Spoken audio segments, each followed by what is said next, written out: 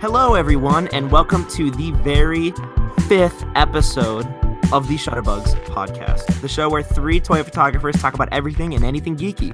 My name is Finn, and I'm joined by my co-host, Aiden. Hey. And Alex.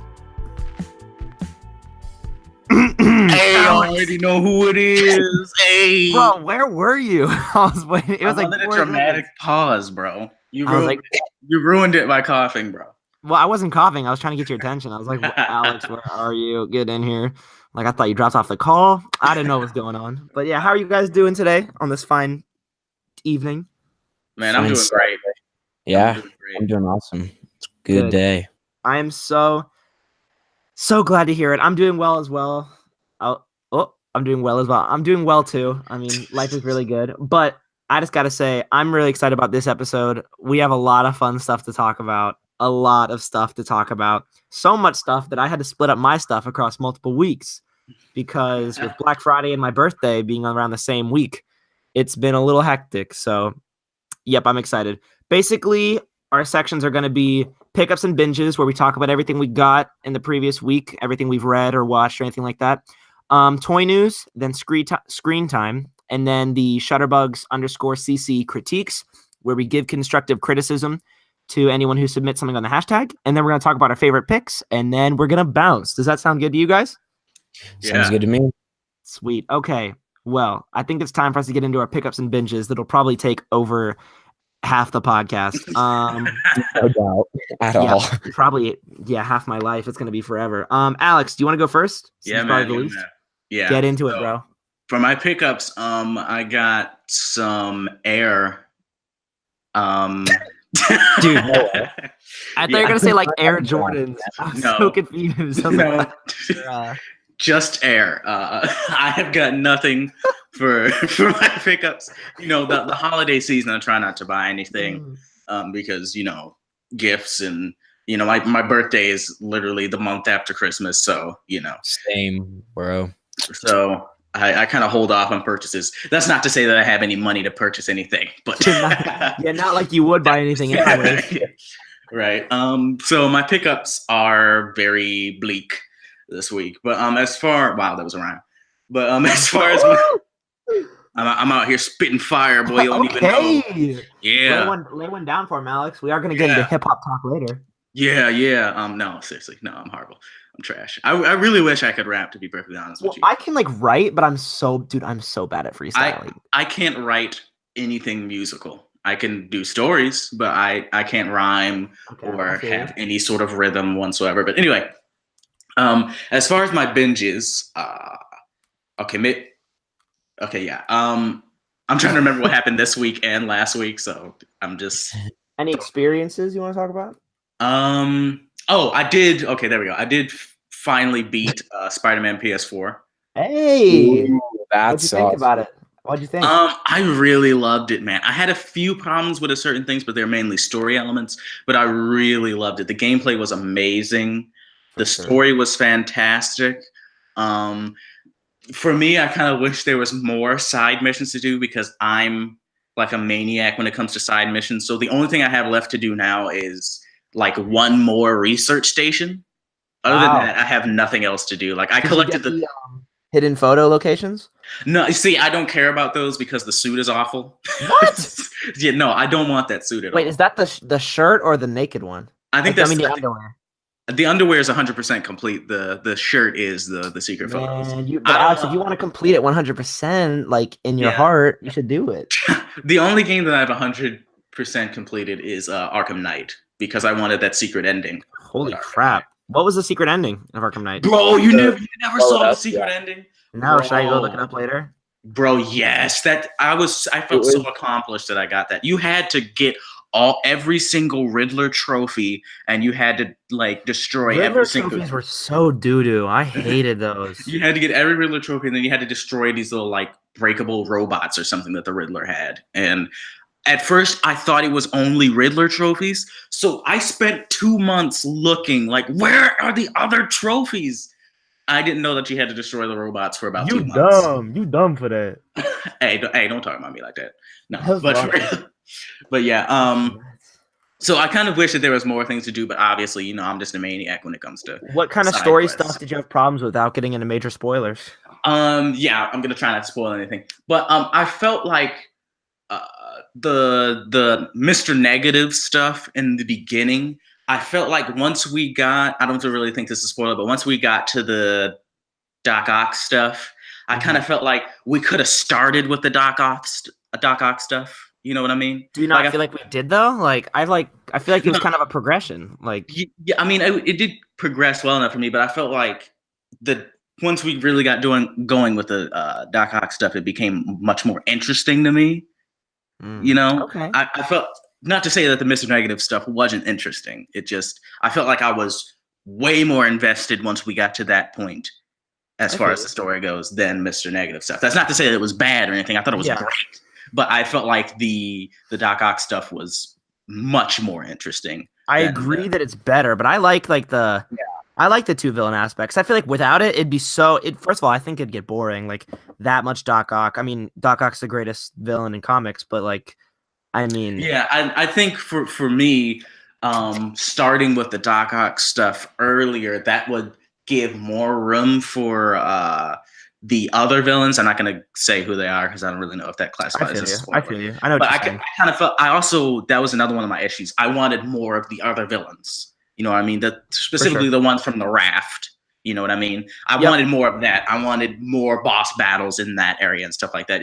For instance, the Vulture. I really liked the voice actor for the Vulture. So I was kind of disappointed that there wasn't a whole lot done with him, because I kind of found his voice very interesting, and I kind of wanted a little bit more history on these versions of them, if that makes any sense. I feel you. I mean, I love the voice acting. I mean, all the voice acting is really good. The Electro, you know who voiced Electro? Do you know who did it? Josh Keaton, I think. Josh Keaton, the greatest Spider-Man voice actor ever. Yeah, but I think that was my main issues with the story, and also specific death that happened in the game. Not necessarily because the character died, but because I felt like that sort of eliminated some story elements that could have been explored. Interesting. Are you talking about the end? Yeah. I thought that was so earned. I mean, it's just, I think that we're going to see some different things coming up through this Spider-Man series. I mean, obviously I would like to see certain stories that have that character in it, but they're not as integral as that person's integral. Mm-hmm. But I think that it served this universe really well. I actually really liked that.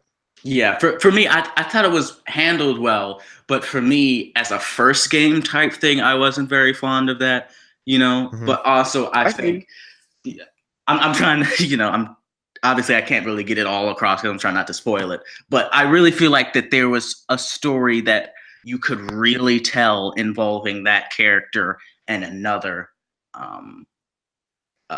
maybe a more villainous character. I think that there's some stuff that I think could have been utilized in a second. About the big emotional kind of punch death, right?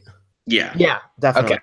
I just think it's I think it'll be nice because normally when that kind of stuff happens, it's always the last game of the series, and that's the way to end it. But I'm excited to be able to see how this Spider-Man deals with that throughout the next games. Yeah, because I mean, this is an older Spider-Man. He's mid-20s. We aren't dealing with high school Peter, so I'm excited to see how he's going to deal with that. Yeah, that's what's really interesting. For me, there's a specific character that has a specific amount of information.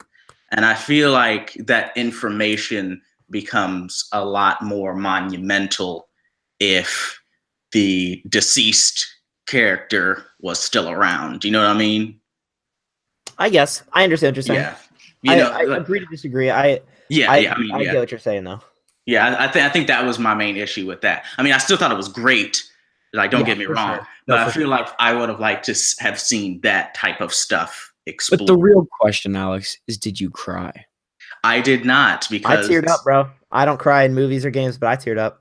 To be honest, with me, that version of the character, I felt like, for me personally, I didn't get enough time with them to be upset. If that makes any sense, I just think I just pictured the character as that version of the character from all mediums, and that's what kind of the death of that character and for everything. Does that make sense? Like I Yeah. took all my memories from all the other mediums that character's in. Yeah, I feel you. It's just, when I came to this game, I came, the same way I was looking at the Arkham stuff, and these are like a slightly different version of these characters. For sure, it's like an Elseworld thing. Yeah, so I always kind of look at them as a different version. So, but I can definitely see, kind of looking at, these characters as sort of like the ones that you've always had in your head, so to speak. I mean, they're great versions of the characters. It's not like they're wildly different.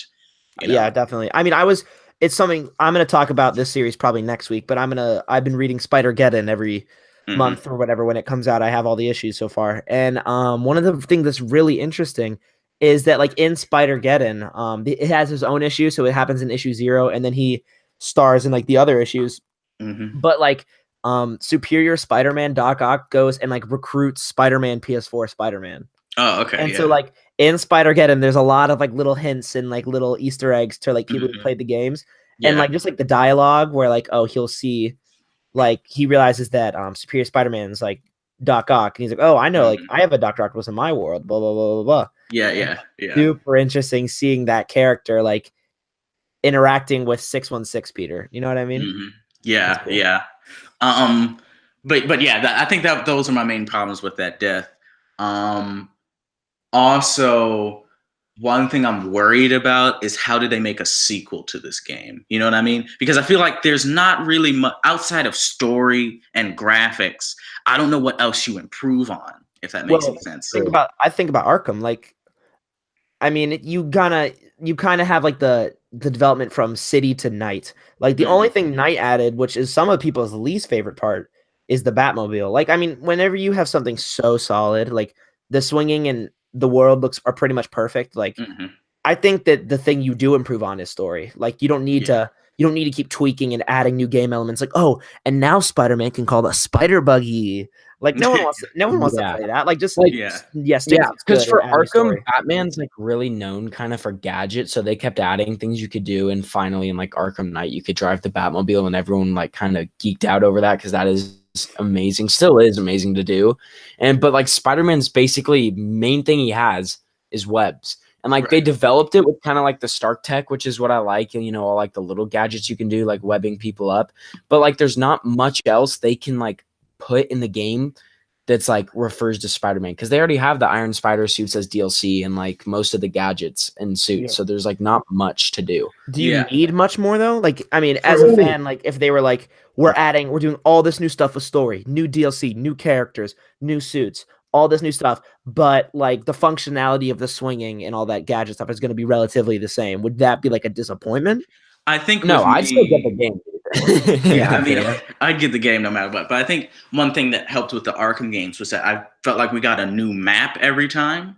Yeah, that's true. We had the Asylum, and then we had Arkham City, and then we had just straight up Gotham. I think that's kind of where I'm worried, because I'm like, is the gameplay gonna switch at all? That's a really good point. For example, Shadow of Mordor and Shadow of War, the gameplay is like virtually the same, almost. Like there's some different maps that you can go to. I don't know if any of you guys have played that game. I've played the first one. Yeah, the gameplay in the second one is virtually the same. I mean, they have some new elements and stuff like that, but it's almost like you're playing like an updated version of the first game. And that's what kind of worries me about Spider-Man. Like, are they going to give us a new area to go to? Is there going to be something else you can do with the swing? I'm all for new story and stuff like that, and keeping a lot of the gameplay the same, because it is pretty much perfect.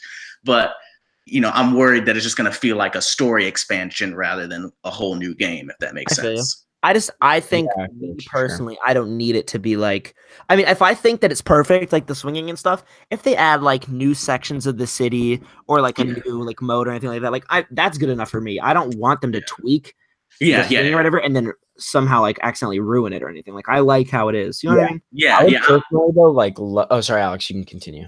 Oh, no, I was just basically saying, like, I'm not saying that I want them to just improve on the swinging, because I think it's perfect. I'm just worried that the second one will just be, like, I think, an expansion. But what were you saying, Aiden? Oh, I was just saying, I think like another really cool route they could go down is kind of like Arkham Knight, where they like you got to play as Nightwing and like Robin for a little bit. But if they did it like in Hell's Kitchen, Daredevil made an appearance, or Punisher, and like, because Daredevil, I mean, it'd be pretty easy because if you just hold down like what R2 or whatever the right trigger, you can like really free run and like parkour as Spider-Man a lot. So I feel like Daredevil would be pretty easy to do, and then you could just use his Billy Club to like kind of grapple around. So I feel like that would be a pretty cool character to like introduce as kind of like a a friend of Spider-Man like Nightwing was, that you could kind of play as once in a while, and he'd show up and like make cameos. Yeah, or even like Black Cat or like Spider Girl or like Spider Woman or anything like that. I would love for them to replace Mary Jane with an actual superhero, because I hated playing as her, bro. What? I hate the best mission was the one where she was in the museum. No, like, that wasn't my favorite, actually. My favorite was the one where she was in Norman's place. That was my favorite. That was cool. I like because you actually got to do something. Yeah, I didn't like, because I have so much fun swinging and beating the tar out of people and stuff like that. So when I have to play as a normal person who can't roll up on somebody and web them up, and I have to just lug this slow walking like odd Mary Jane and Lois Lane mashup, I wasn't very fond of playing. I think my favorite Mary Jane mission was the one where you were like telling Spider-Man who to web up. I thought that was pretty so cool. Good. But I'm like, Spider-Man is here. Why can't I play as him? You know what I mean? The other times he wasn't there. Yeah, I think the main thing they're gonna do if they do a sequel is Miles Morales. They're gonna expand on that. You'll probably get to be Miles Morales, then maybe Spider-Man sometimes. I didn't like Miles's character model. I thought he was real ugly looking for some reason. Like his hair was his mouth was weird. It was like plasticky. It was like, I did not like his character model. I even think that the Peter in this game is kind of ugly though. But that Miles was busted looking to me. I don't know what it was.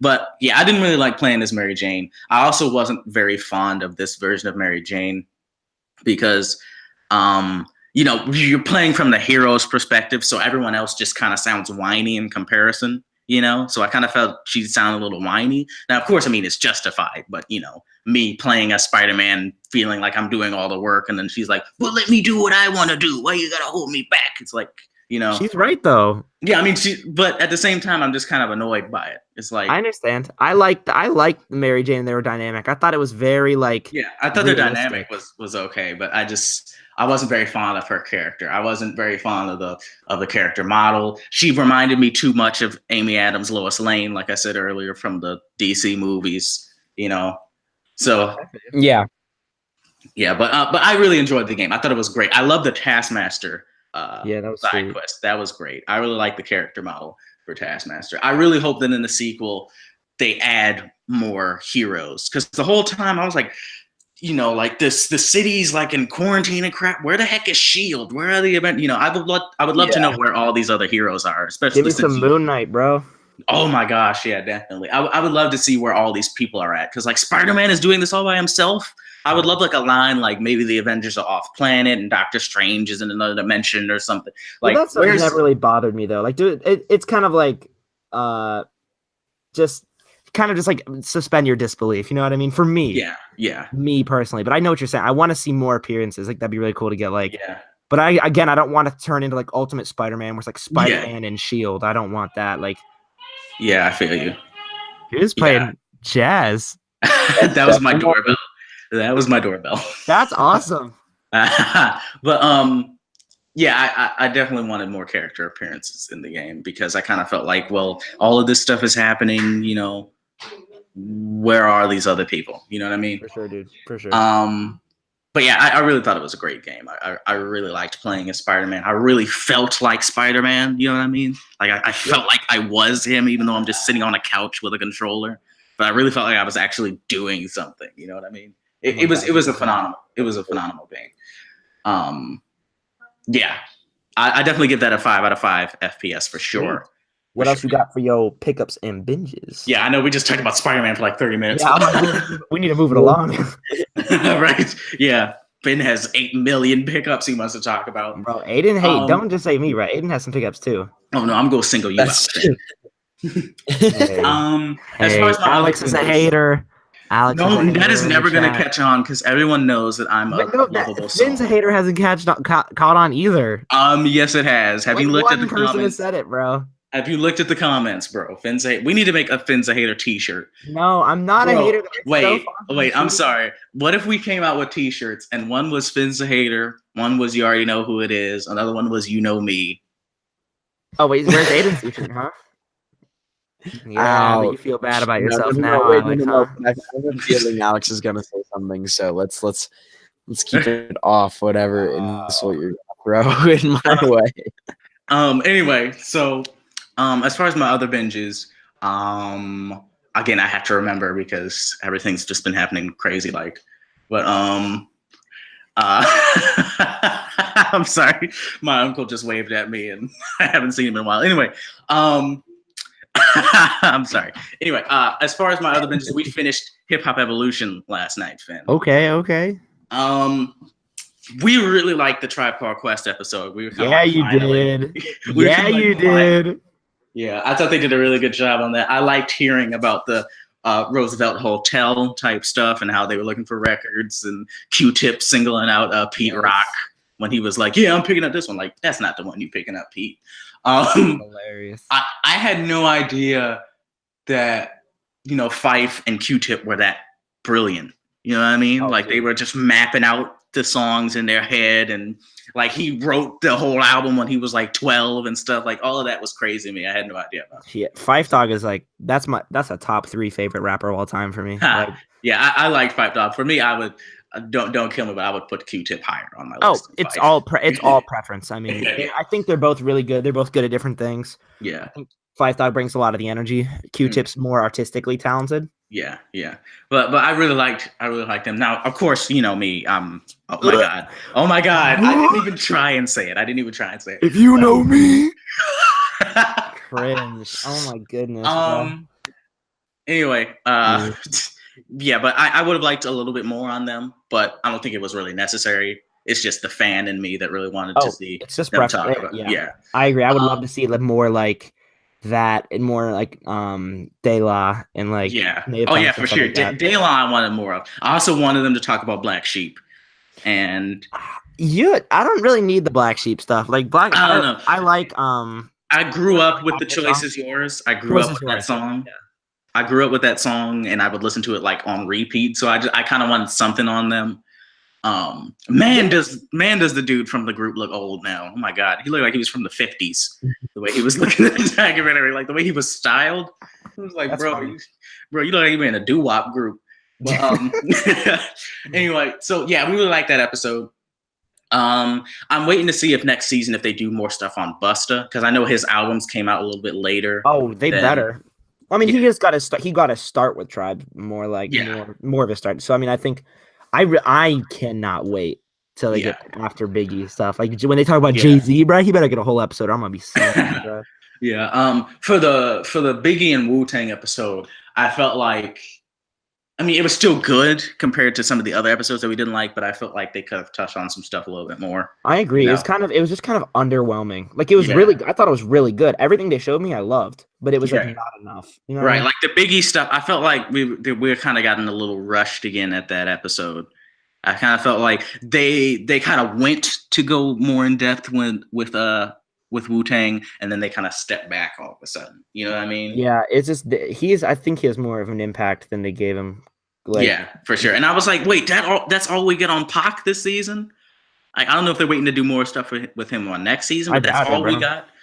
That was real, like, you know, with Pac being held as like one of the number one rappers of all time and crap, like that just seems kind of strange that was all he got in that season. Yeah, I feel you. And that was all Biggie got in that season. But I did like a lot of the Wu-Tang stuff. It wasn't until my mom said it, but I haven't really realized that all the Wu-Tang members were super busted back then. Like all of them looked like crack-headed individuals back then. Like ODB, bro. ODB. Okay, ODB was just ugly, bro. Like this. Yeah, he was just ugly. Oh my dude, that was so funny. I'm in a history class in college, and we're in the 90s right now because the semester is about to end in like 1 week. And they had a bunch of 90s hip hop stuff up there. I'm like, oh man, that's so sweet. I was sitting next to this guy, and then a picture of Wu-Tang, and then like a painting of ODB came up, and my guy next to me said like, "Bro, that is the ugliest man I've ever seen." And I looked at him, and I'm like, "Well, he's dead." So and like he's like, "Oh."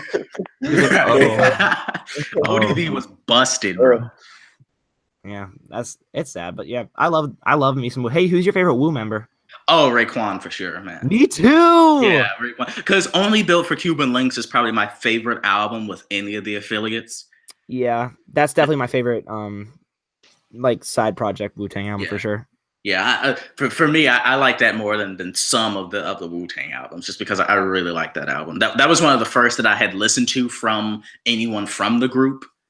I haven't listened to a lot of them. I've only listened to like Ray's, ODB's, and then what's Ghostface? Is Ghostface Iron Man? Yeah, his was Iron Man. Okay. Yeah. The first ones I listened to when I first started listening to the group a while ago was Only Built for Cuban Links, and then 36 Chambers, and then Iron Man, and then just the rest followed after that. But 36 Chambers is crazy. I'm gonna talk about it later. Yeah, for me, I kind of wanted them to talk a little bit more about some of the solo albums, but I don't really think it was necessary. It's just preference. I agree. The fan in me that wanted to see it. But yeah, I think we really enjoyed these last 2 episodes. I'm glad. That's what I was trying to say. I'm like, man, you just gotta like get through some of the. There's just some fluff. Yeah. Like there's just some extra stuff that I don't care about, but like once you get to the good stuff, you love it. Yeah, like I said last time, we did not care about the Southern, rap style stuff that was. I hope they touch on Scarface next season. I really want to see some stuff about Scarface because I really like Scarface. Yeah, I really hope if they're doing late 90s and kind of leaking into the early 2000s, I would love to see something about, Fat Joe and Big Punisher, because I love Big Pun. I would call him Big Punisher. that was back when he was calling himself that. But that's funny. Yeah, I really liked, especially old Fat Joe. Fat Joe now he's trying to be like freaking Pitbull or something. I don't know what the heck he's doing. But old Fat Joe. I haven't listened to much Fat Joe. I'm not gonna lie. I don't really know if I can name any of his projects. Yeah, but Big Pun, I loved his stuff, man. If you heard the deep cover remix Big Pun and Fat Joe did, that was great. Big Pun, he had great multi-syllable rhymes. You know what I mean? Like he was just great. Too bad he kept eating too much, but oh my goodness. But yeah, I would love for them to talk about Big Pun and Big L. It's amazing how we went from big something with rapper names to little something now. It's like what happened? Dude, I think say like Lil Wayne is so influential. Like I think he's one of the greatest. I mean, he's not one of my favorites, but I think he is one of the greatest just by influence alone. Like without him, mumble rap would not exist. Yeah, for me, people like a Lil Wayne and stuff like that just don't interest me. My area of interest kind of stops at about 2003, and I like detest mid 2000s rap. I can't say like the Bling era. Yeah, I do not like any of that. Is my swag. Yeah, that's not your favorite. That's not your favorite song. No, not at all, bro. I cannot stand mid 2000s rap. It is like it is the worst era to me. Like people say nowadays, old heads say nowadays is the worst era, but that was the worst to me. I could not stand it. What is your opinion to continue hip hop talk? I mean, I'll talk about it in my section too, but what's your opinion on like Kendrick and Cole? Like, I mean, I love Kendrick and Cole, and I was actually going to talk about that during music in a second. But I really like them. It kind of stops at sort of 03, but then it kind of picks up, with like artists now. You're very selective compared to like for instance, I like certain newer people who are a little bit more lyrical. Even some that aren't necessarily super lyrical, but can kind of be like, for instance, A$AP Rocky. I can kind of rock with a little bit of his stuff. Oh yeah, you like Tyler the Creator? Yeah, Tyler the Creator. I really liked Flower Boy. I loved Flower Boy. Here's the thing with Tyler for me. Mm-hmm. I hate Goblin. Mm-hmm. I like Wolf. Mm-hmm. I hate Cherry Bomb. Mm-hmm. I love Flower Boy. So it's like he's like 2 and 4 for me right now. Right, yeah. But so just to kind of close out some of my binges before I talk into music. So we finished the Hip Hop Evolution thing. We enjoyed the Tribe Called Quest episode. And as far as reading goes, I'm still trying to get through some of the Hellboy stuff because I'm trying to I want to know about it. You know what I mean? Like I feel like I've been out of the loop for a little too long because I haven't read a single thing. I haven't watched a single movie, so I kind of want to get into it more. For sure. And Alex, really quick. Before we get off like hip hop talk, I know you're about to talk about music, but I was just on the stream and I saw in the comments, Ryan Carter asked who's on our Mount Rushmore of rap. And to answer this, I'm going to do it this way where it's like, these are my 4 favorites, not who I think are the 4 best. Yeah, that's how I was going to do it too. We can answer both. Yeah. Let's answer both. Do you want to go first with your I'll go first. Who do you think is best, and then who do you think is your favorite? Okay, I'll start with favorite. So my favorite would have to be number one. Number one would be Biggie. So he would be number 1 on the mountain. Number 2 would probably be Kendrick for me, and I'll get into why in a second. Wow. Number 3. Sorry. Okay. Now this is where it kind of gets tough for me. Who are 3 and 4? Dang. Okay. Hey, this doesn't have to be in any order either. You don't have to order them. Like just. Yeah. Okay. True. Okay. This is actually really tough for favorite and for best for me because best is really subjective as well as favorite. Okay. Wow.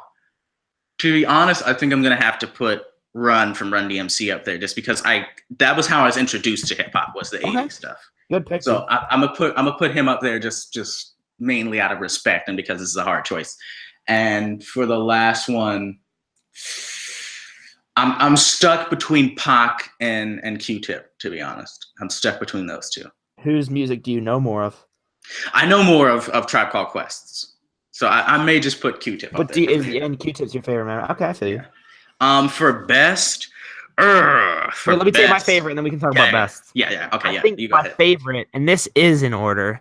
Don't kill me, everyone. This is just my personal opinion. This is just what I like the most.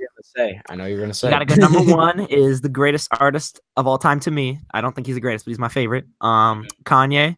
It's number 1, and then number 2, we gotta go. I think the greatest rapper of all time is Jay-Z. Not Jay-Z, Jay-Z. No, Jay-Z, bro, Jay-Z. Jay-Z, and then this is gonna be like not everyone's pick, but Phife Dawg for me. It's the way he's the way I got introduced to rap, and has had a lot of influence on how I enjoy and listen to music. And then 4 is probably Kendrick. I mean, I know he's new, but but he's fan. I'll get into him in a second. Good Kid's one of my favorite albums ever. I mean, so gotta put him up there. What do you think is 4 best, Alex? Okay, so for me, I think number 1 would have to be. I think number 1 would have to be Pac, because he mixed both lyricism and just being able to just make freaking music while also bringing social awareness stuff. You know, as a Black person, Pac is held, you know, at like a president status of all Black people ever. You know what I mean? Like, yeah, for sure. I think Pac would have to be number 1. I'd have to put Biggie in number 2.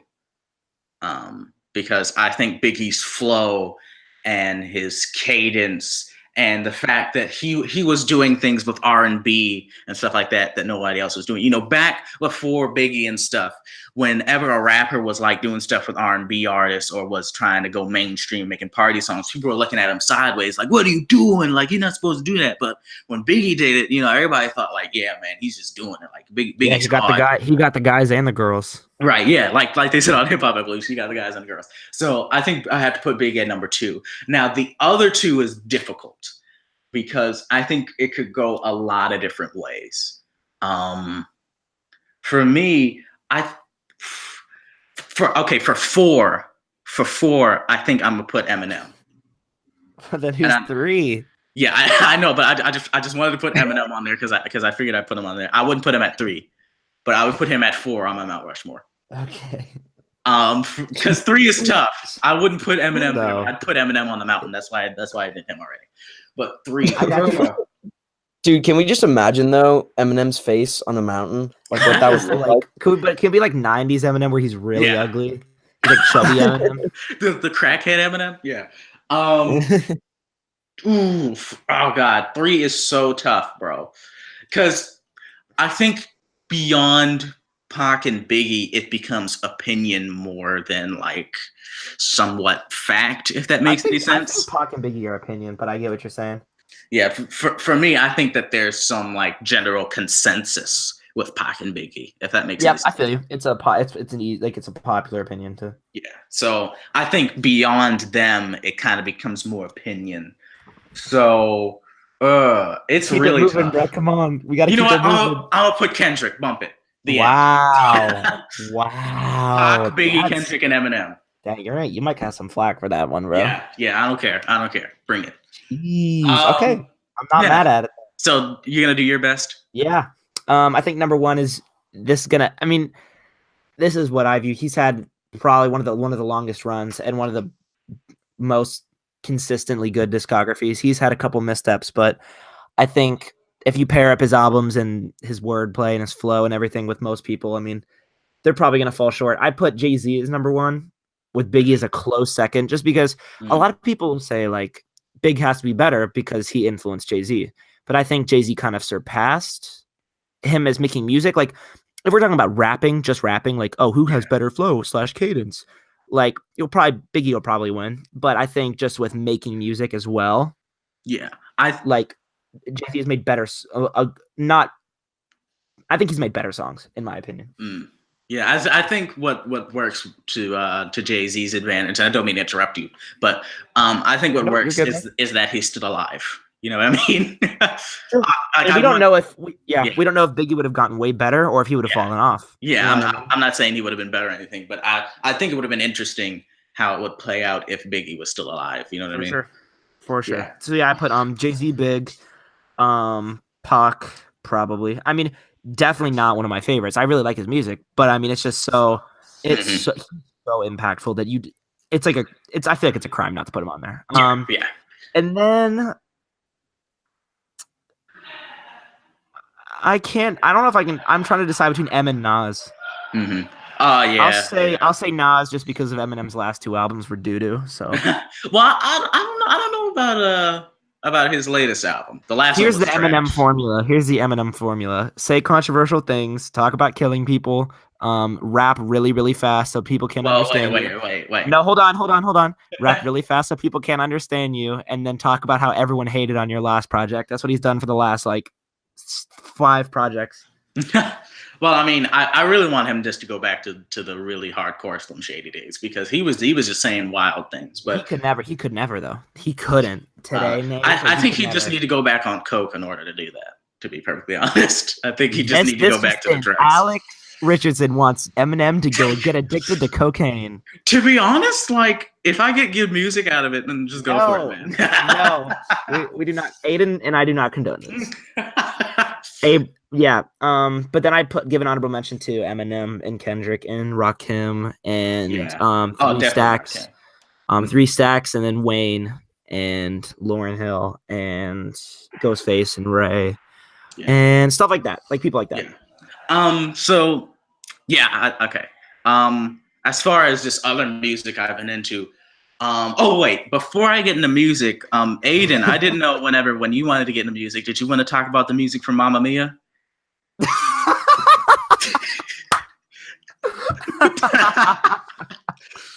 Aiden? Yeah, sure. Hey, did you hear what he said?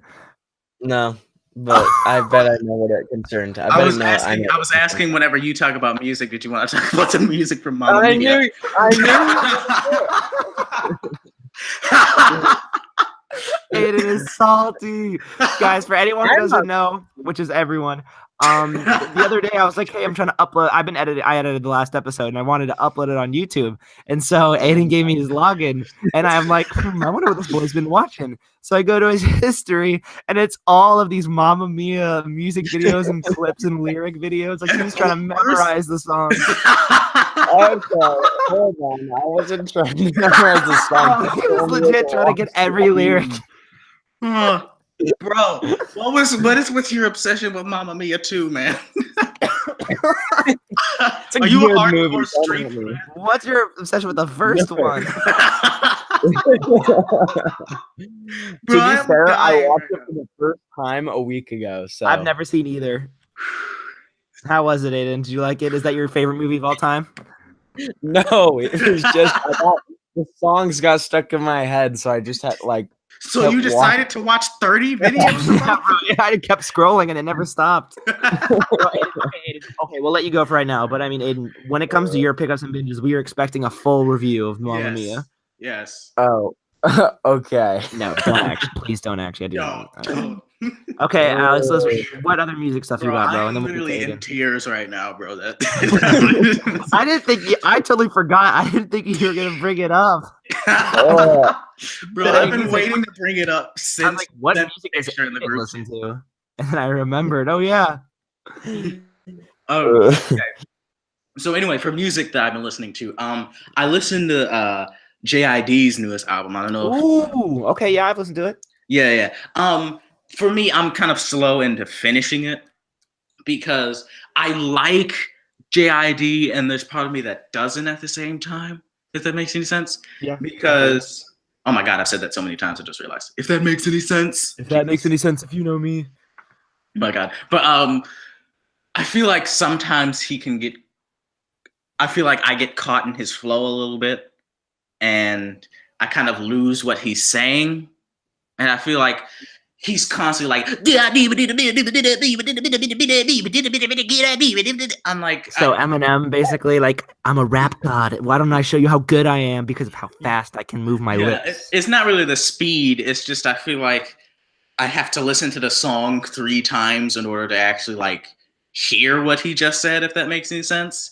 Not that like, oh, he's so lyrical. I have no idea what he's saying, but I feel like he was doing that a little too much for me, if that makes sense. Like I liked it for his XXL freshman freestyle, but I feel like he's done it so many times. I'm kind of like, yeah. Also, can I just say that we've been live for 40 minutes already? Oh my god!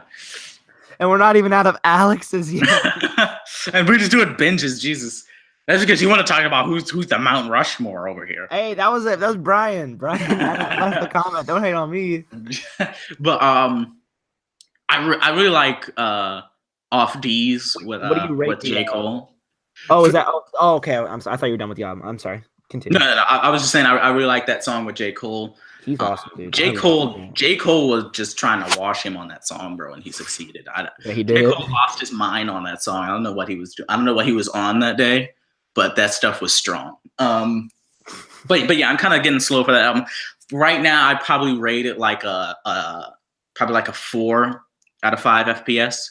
Okay. And, if you don't know our rating system, it's frames per second. So 5 is about the highest you can get.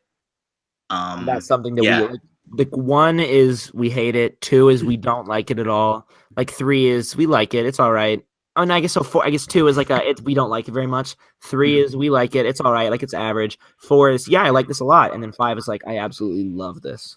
Right. Yeah.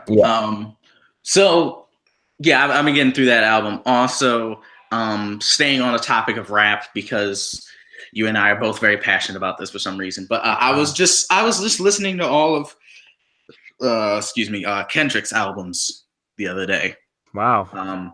What's actually not all of them, because I still, and don't kill me for this, I still have not listened to Overly Dedicated or what's the other one called?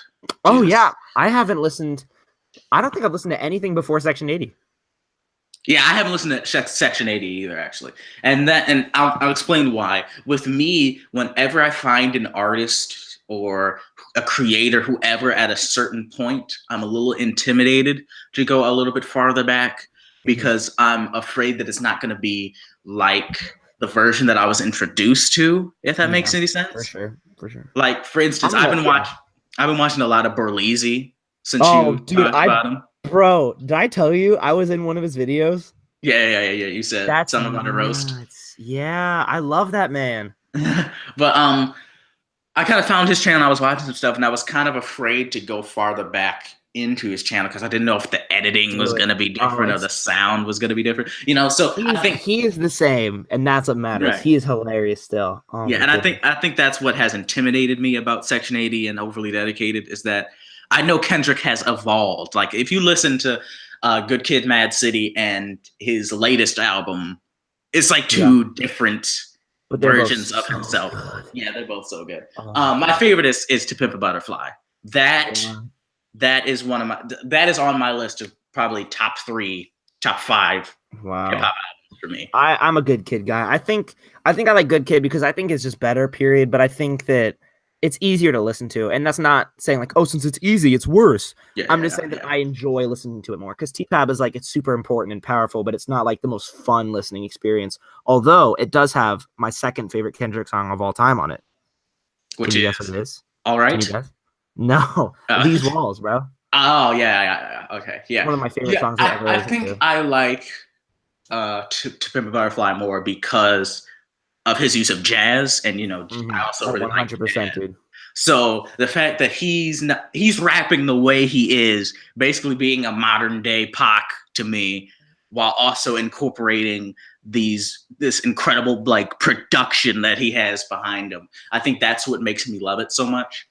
And as a Black person, songs like Black of the Berry and Hood Politics and Hood Politics is awesome. And not even as a Black person, but How Much a Dollar Really Costs and that stuff song like that. Weird, bro. I love that song. How much a dollar really cost?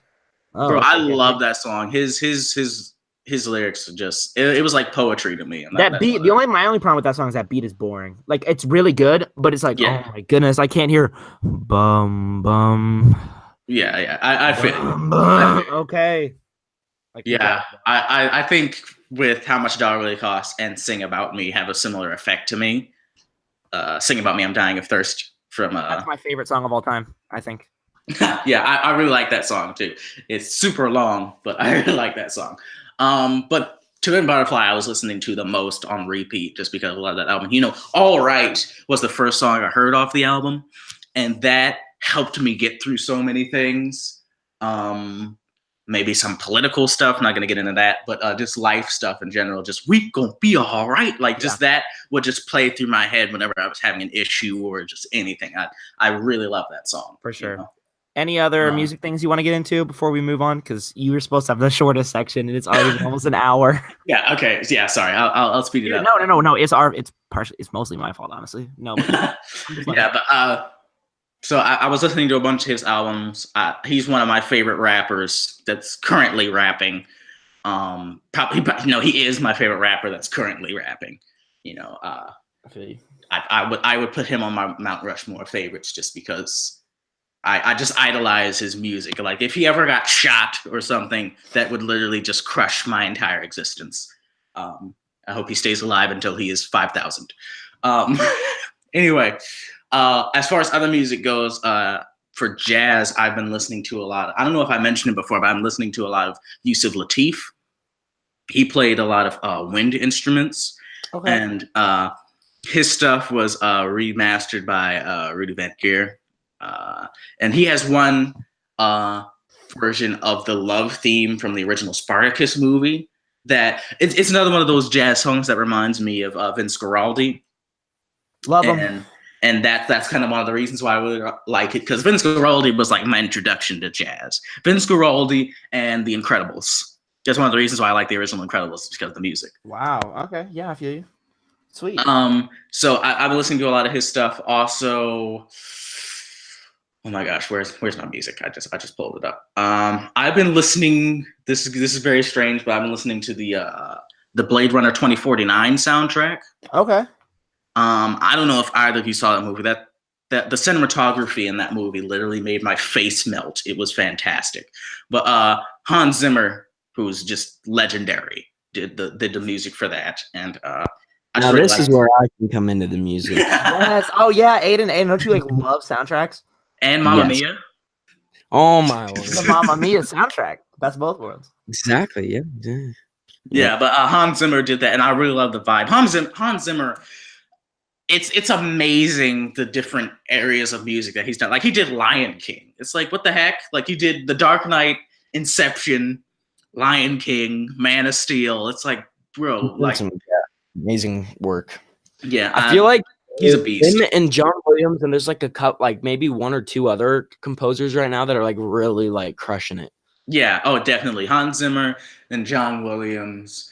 And Michael Giacchino is pretty cool too. He does like dude, the Up sound, that one song. I don't remember what it's called, but like the one where it is in the flashback breaks my heart every time I hear it. Oh my gosh, yes. Yeah, oh my gosh. I really love what he did with I think it was him, yeah, what he did with Ratatouille. Yeah. I really like Ratatouille's soundtrack too. Me too. Oh, so good. But yeah, I've been listening to that. And also I listened to Earl Sweatshirt's newest album, and I really just cannot. You don't like it? You see, that it's way too artsy for me. I don't know if you've listened to it or not. I've listened to a little bit. I'm gonna try to finish it. It's just I love his lyricism, but I can't even pay it. I know I've said before that I prioritize lyricism, but I do need like some actual like good production. And I get that it's a concept. I get that he's like doing like a story, but I think it's just too artsy for me. If that makes any sense. Like I'll get back to you next week on that because I need to listen to it completely. Yeah. I haven't even finished it yet. I'm trying to finish it, but it's just like I don't know. It's really glitchy and just like I get that he's doing a story, but I feel like sometimes you just gotta make actual music, if that makes any sense. Sure. But yeah, I think that's it for my binges. I know I talked for an hour. Jesus, wow. I thought I was gonna be like the shortest one. You're supposed to be the shortest one. I was supposed to be. If I'm actually the shortest one, then we have an issue. If y'all talk for 3 hours, I'm not. Yeah, I'm not gonna do that. Yeah, okay. Aiden, did you want to get into yours, man? Maybe some Mamma Mia. Yes. Good one. Here we go again. I swear to God, guys. Okay, so I got quite a lot actually. I'm pretty happy with everything I got in like the past probably I guess 2 weeks since we haven't talked since the Thanksgiving. So basically Black Friday happened, which was pretty awesome. I'm not going to go in chronological order. I'll go in kind of least to most really. So start off with my legends. So 2 days ago now, it was Thursday. Basically we I went to Walmart and I was looking around and I found Malekith, right, from the Cool Obsidian Wave. Nice. Which is a pretty good figure, but I didn't get him, and I'll say why in a second. So then I looked over and I saw Thor from that same wave. You know, the Stormbreaker holding Thor. Yeah, for sure. So it's like, oh dang. So then I was like, okay, maybe I can get these two, maybe because I was getting paid that day by my employer. And then I look over and I see Black Widow from that wave. So I ended up picking up Thor and Black Widow, and I love those figures. They look really good. And so those were basically Legends pickups. Now I'm only about, I think, 2 figures away from completing that Build-A-Figure because I have had Ant-Man since like that wave came out, and then Wasp not too long ago also. So I had those 2, and now I got these 2. So now all I need is like, what's his name? Black Knight, or is that his name? He's like the kind of, he's like a knight. He's a part of the Cool Obsidian Wave. He's like the helmet on. Black Knight is what I said. That is a great figure, dude. Yeah, so I want to pick him up and then Malekith, and then that'll be complete too. I'm so close to getting so many Build-A-Figures complete. Like Okoye from the Black Panther wave. I'm only missing like her leg, which comes with Killmonger, but I picked up the Killmonger Everett Ross 2-pack a while ago. So like I feel like I should not get that Killmonger. Bro, but if like, I still had the leg, I would send it to you. I traded it with someone, but I had it eventually at one point. Yeah. But like I don't know if I should get it or not, because I've seen it at Best Buy couple times. But anyway, so that was it for Legends, and then stuff got awesome. So figure wise, I know everyone basically kind of knows, but on Friday, Articulated Icons had kind of a big thing that lasted, I think, all the way through Cyber Monday on their ninjas and basically everything. And I mean, it was a pretty great deal. Like I'd say it was about $20 to $15 off, depending on what you were looking at, sometimes even more. And that's actually pretty great. So like you could get what I think like the deluxe white ninjas normally like $50, and you could get them for like 35 or $30, which is, I mean, that's pretty good. That's a little more than a legend. And these guys come chocked with accessories. So I got the white one, because it's the white ninja. Like it looks phenomenal. It looks amazing, dude. Yeah, so I got him, and then I was thinking, I was like scrolling down, and then I saw that the arms pack is out of stock because everyone like really wanted the arms packs because they're pretty cool. I mean, they're like the bare arms with the wraps and stuff. Yeah, they're sweet. I was like, dang. And they're normally about $25. And then I looked over and I saw the blue ninja for like $30 or $35. And I was like, he literally comes with the like regular bare arms, and you can just swap them, which I ended up doing. And so I noticed that, and I was like, $10 you basically pay $10 more than the arms wrap pack for a whole figure with all those accessories. So I ended up picking up the blue one as well. So now I have both, and they are awesome. And I mean, I'm kind of hooked on the line now because just everything about them. And I was a little worried because I don't know, Finn, if you saw, but in the Articulated Icons Facebook page, or like in the group, they were saying that like they were on discount, and people started commenting like, hey, I just got my order from the Black Friday sale, and like there's a ton of paint defects, the arms are falling off, stuff like that. And I was like, oh god, if I like receive my ninjas with like all this like bad, like the arms are falling off and stuff, I'm gonna be so mad. Yeah, and luckily so far, knock on wood, touch wood, but I haven't dealt with any problems. The joints were a little tight on the blue ninja, and I heated them up, and they're fine now. And I'm a little careful about like switching the hand pegs because they're pretty tiny, but I mean, other than that, they're pretty awesome. The white one, the ankles are a little loose, but like it's still pretty awesome. Sure. Aiden, the left foot doesn't fall off of your Shinobi? No. Because mine, like after a few days, and it still I put like blue tack on it, it still just falls off of the peg. I don't know what it is. Yeah, I didn't know if that was a problem everyone else was experiencing or if it was just mine, but yeah. Okay. No, yeah, my blue Shinobi. No, yeah. Well, like my white, the deluxe white ninja, it like its right ankle is like, or actually both are pretty loose, like loosey goosey, but like it still holds poses pretty well. I don't know if it's gonna fall off or not, but the blue one's like tight pretty much everywhere, which is pretty sick. So yeah, and I'm super stoked. I've taken a couple pictures, but none that are really, I don't think, post worthy yet. Like they're too bland. I want to add a little something to them. I'm using this nice. If we're talking about setups a little bit, I kind of made a little bit of a setup that I was really happy with, because like Alex, you're like really lucky because you have that little ledge over your desk where you can lean trees up, but like. Yeah. It's so hard to do it without that because I just have open space. So I had to like cut some holes in some white foam and like put trees in them. So I got this really cool setup that I was happy with. I used it on my, I guess, basic kind of Stanley tribute. I want to do, like I told you guys, my other idea, but I had to do it for school, which was pretty cool. But yeah, so anyway, so there's I set this up, which was pretty cool. And then my basically kind of my two other big things is on eBay, same Black Friday deal.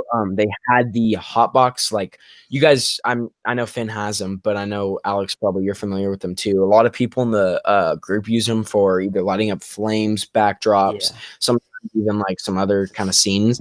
And so I found the hotbox lights on eBay, and I was like, dang, they come with two of them for like $10. And I was like, that's a pretty good deal because these things are like, the whole light box is pretty expensive, and these things are like really bright and they do a lot of good lighting. So I ended up talking to Diego, and he has like 8 of them for his flames. That's how he gets them so bright.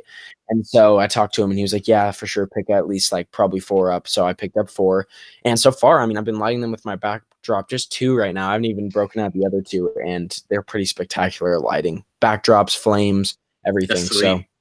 That's sweet. Yeah, bro. That was pretty awesome. And then I got basically my big thing in. I know I sent you guys some pictures of it. Is I got some. I mean, this is like, I know Alex has got his Holy Grail, which I guess you didn't really talk about what happened to your Holy Grail. We'll talk about it after, Aiden. Okay, we'll talk about it after. But so I'd say these are probably one of my Holy Grails for displaying because they look amazing. And so I basically picked up the 1/12 Space Walls by GTP Toys, which I'm ecstatic about because they look so good.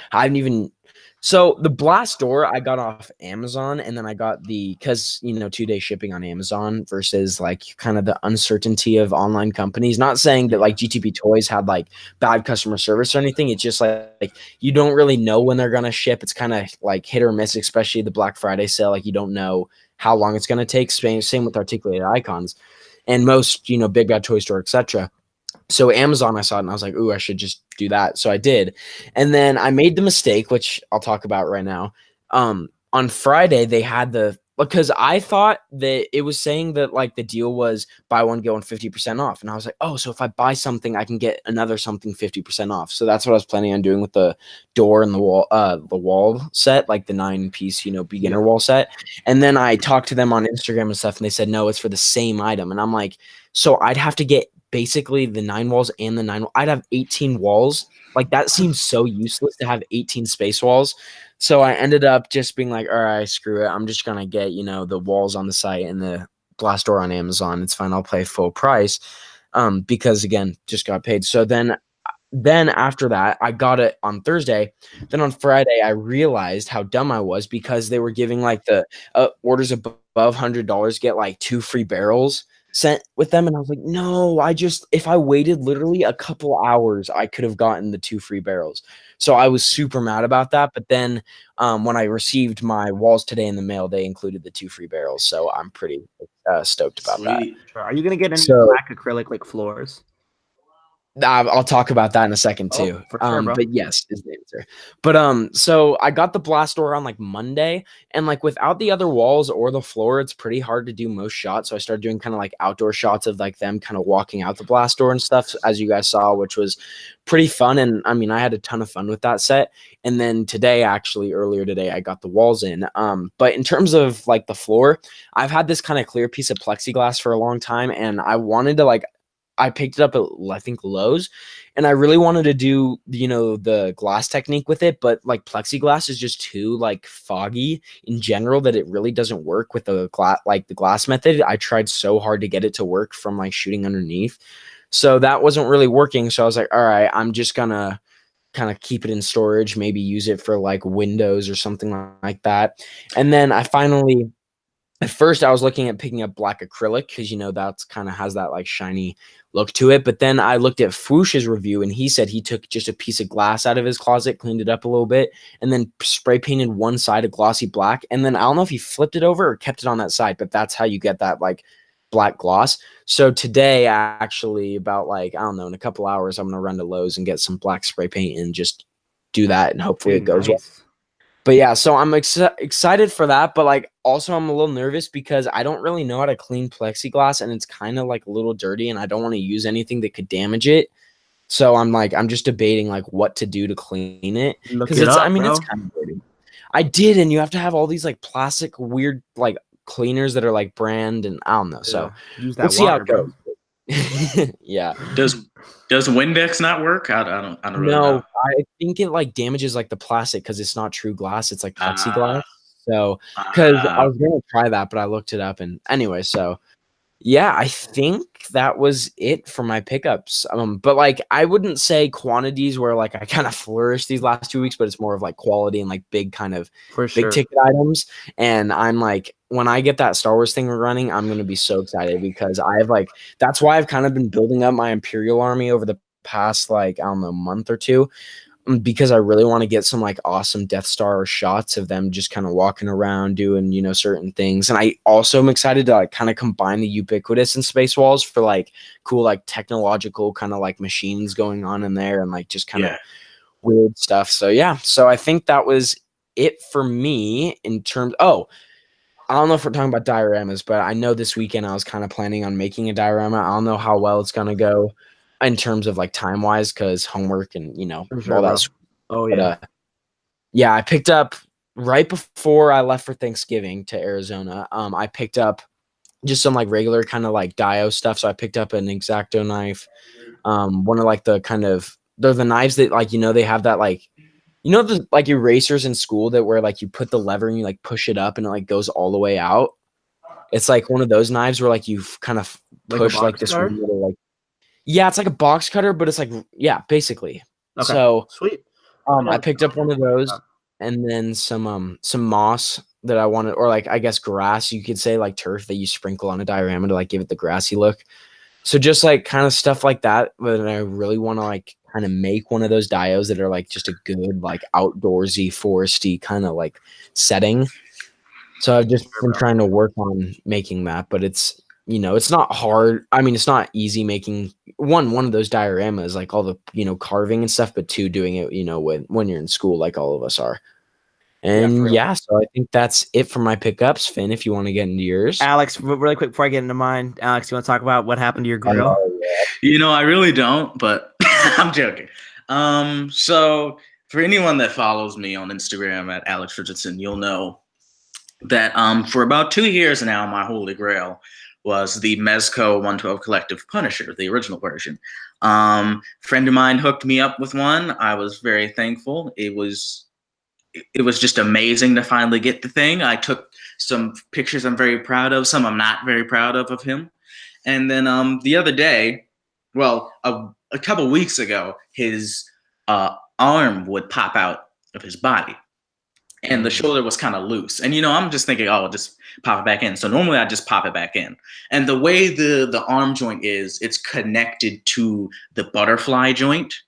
So it's like there's the arm joint with the hinge, and then there's the butterfly joint right at the shoulder area. And then there's a long peg that goes into the body. So I just would pop it back in. I'd be very careful. I baby the figure like it's my own child.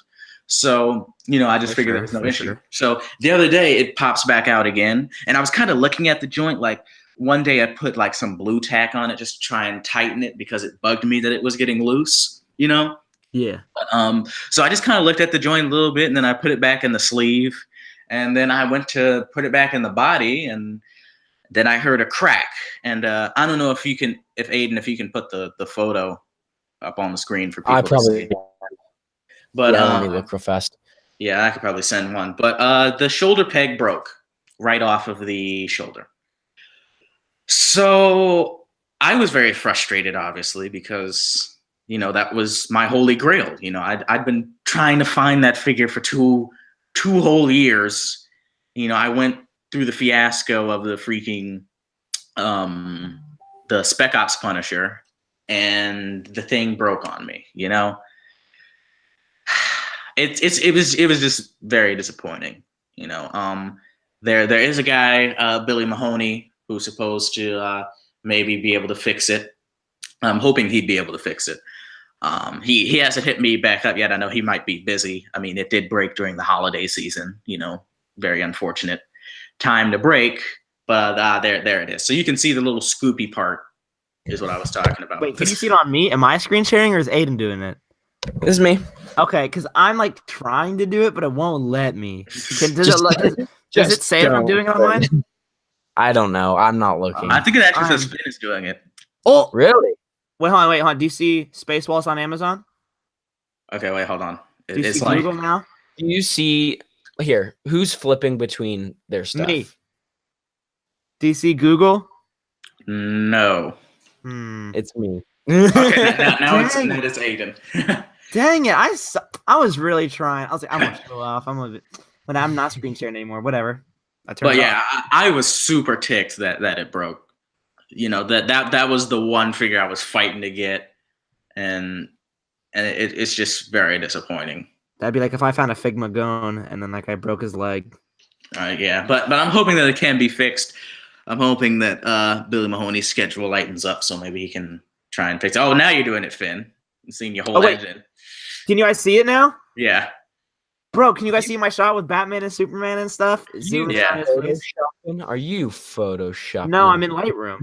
I know. I use Lightroom for everything. So this shot I'm doing is like Batman, and he's looking at Superman, and he's gonna be like show off or something because he's flying. Do you get it? Like he's showing off. You don't like it? I'm joking. Oh, here's something else I've been working on. Daredevil throwing this guy because just a free advertisement for Finn's Instagram. Yeah, no kidding. Jeez Louise. Bro, you guys not like it? Do you guys not like it? You just immediately just started plugging your Instagram all of a sudden. Bro, look, dude, it's no strings attached, bro.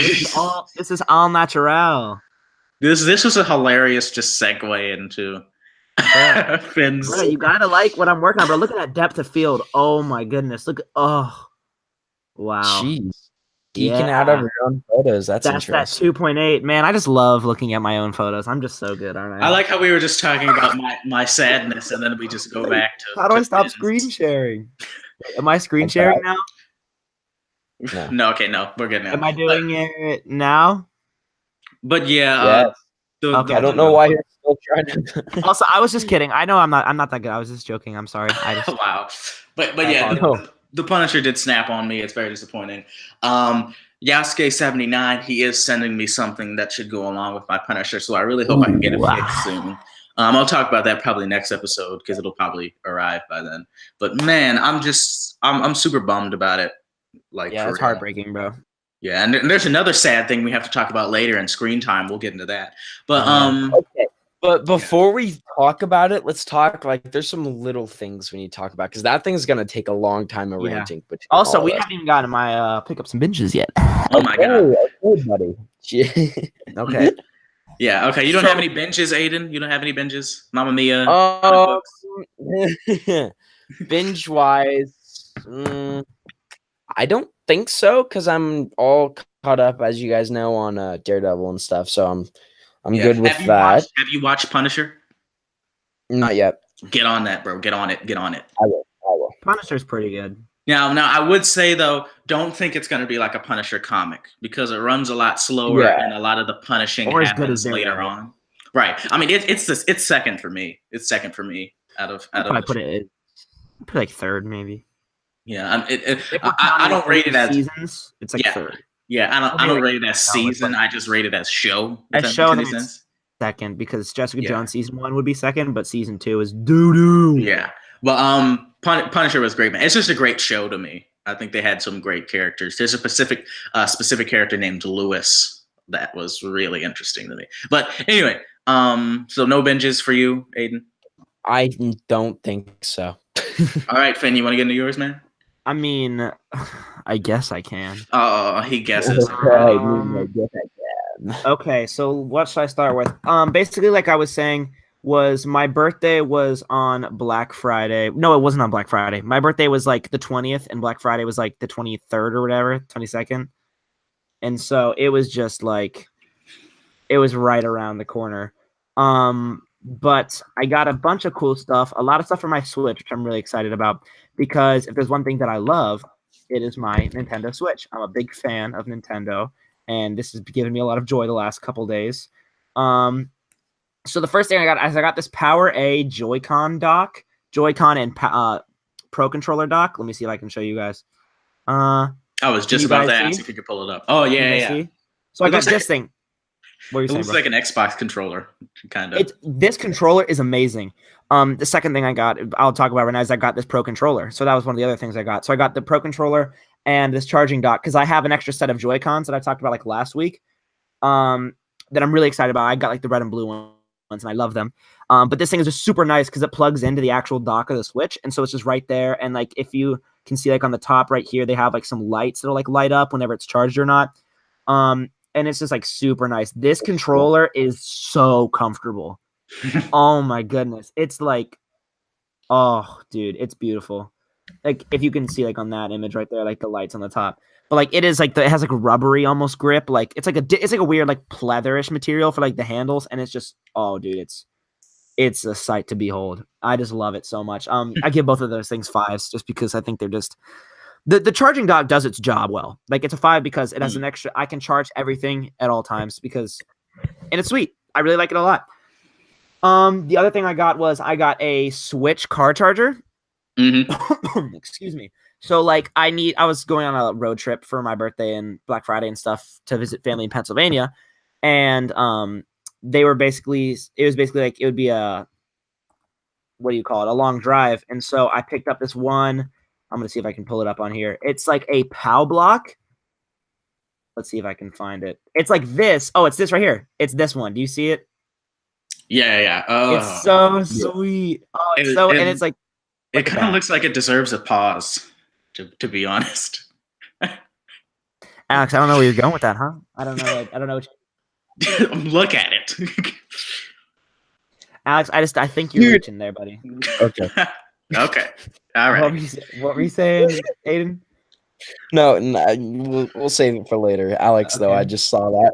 That's funny. I just in the group chat. Shouted that exact same thing. Okay, they don't know what we're talking about, so let's not bring it up till we get there. But then other stuff I got a Switch case, so I got like a carrying case for it, so I can like bring it places because I baby things, like I'm very gingerly like picking it up. And like I'll be very light with it, and like I'm like if I'm gonna bring it places, I'm not just gonna throw it in a bag. And so I got this really nice like simple Switch carrying case. It's really sweet. I'm really excited about it. I know we're still on this car charger thing or whatever. I don't really care that much. So I give the case a 4 just because it's kind of really basic. It was like $15, so I'm not like too mad about it. but it's just kind of like kind of cheapish. You know what I mean? So it gets the job done. So I'm not too mad about it. But what else did I get? Okay, so I got some books. Give me 1 second. I'm gonna find a way to send this to the group chat. But I've been reading a ton of comics lately. I've been reading like I kind of go through phases, as I've talked about before. But like I go through phases of like, oh, I'm reading comic books most of the time, but like, oh, I'm watching anime for this couple months, and then I'm playing video games this next couple months. And I've just been reading like a ton of stuff. I've been reading a lot of the Grant Morrison run. Have you guys read any of that? The Grant Morrison run of what? I missed it. Of Batman. Oh, I don't know why I said that. I'm so sorry. Just the Grant Morrison run of Batman. Oh yeah, okay. Are you talking about the when Dick Grayson was Batman type stuff? You talking about that? What'd you say? When Dick Grayson was Batman, are you talking about that? Oh yeah, so right before then, I got that exchange store that I go to all the time. They have a really like a decent sized selection of trades, but like it's always fluctuating. So like sometimes there's absolute doo-doo, and then other times like there's a lot of good stuff. And so it's kind of been off and on. I'm trying to send this picture right now of all the trades that I picked up and some stuff. I've been reorganizing my room, which that doesn't sound like anything sweet, but like just kind of show like what I've been doing with it will be really fun. Yeah. But basically, so Grant Morrison's run was like I started it with the Batman RIP, where he faced off against, I think they're called the Black Glove. I think is what they are. Hand. I'm not exactly sure. But it's really good. And then that leads into the Batman and Robin stuff after Final Crisis, which Dick Grayson is Batman and then Damian Wayne is Robin. This is gonna sound controversial, but I liked Dick Grayson more as Batman than Bruce. I like the story there. I know that's gonna be like super controversial, but I definitely don't agree with you, but I respect your opinion. Yeah, with me, I thought the weight of having to take on such a mantle for Grayson was much more interesting to me than a lot of Bruce stuff, because I feel like Bruce can get boring sometimes, if that makes any sense, with specific writers. But anyway, I guess it all depends. I think it all depends on like the writer who does it. Yeah, but I really like that stuff. Hold on, I'm trying to pull up. Here it is. Here's this thing. Finn, do you want me to do it? Am I bad? Aiden is roasting your screen sharing, bro. He's like, bro, Aiden, Mamma Mia is better than your screen sharing. Aiden, you really trying to disrespect me right now, bro? You really trying to do that? No, I'm just kidding. Yeah, you could do it after this. Basically, if you can see, can you guys see the picture? Yeah.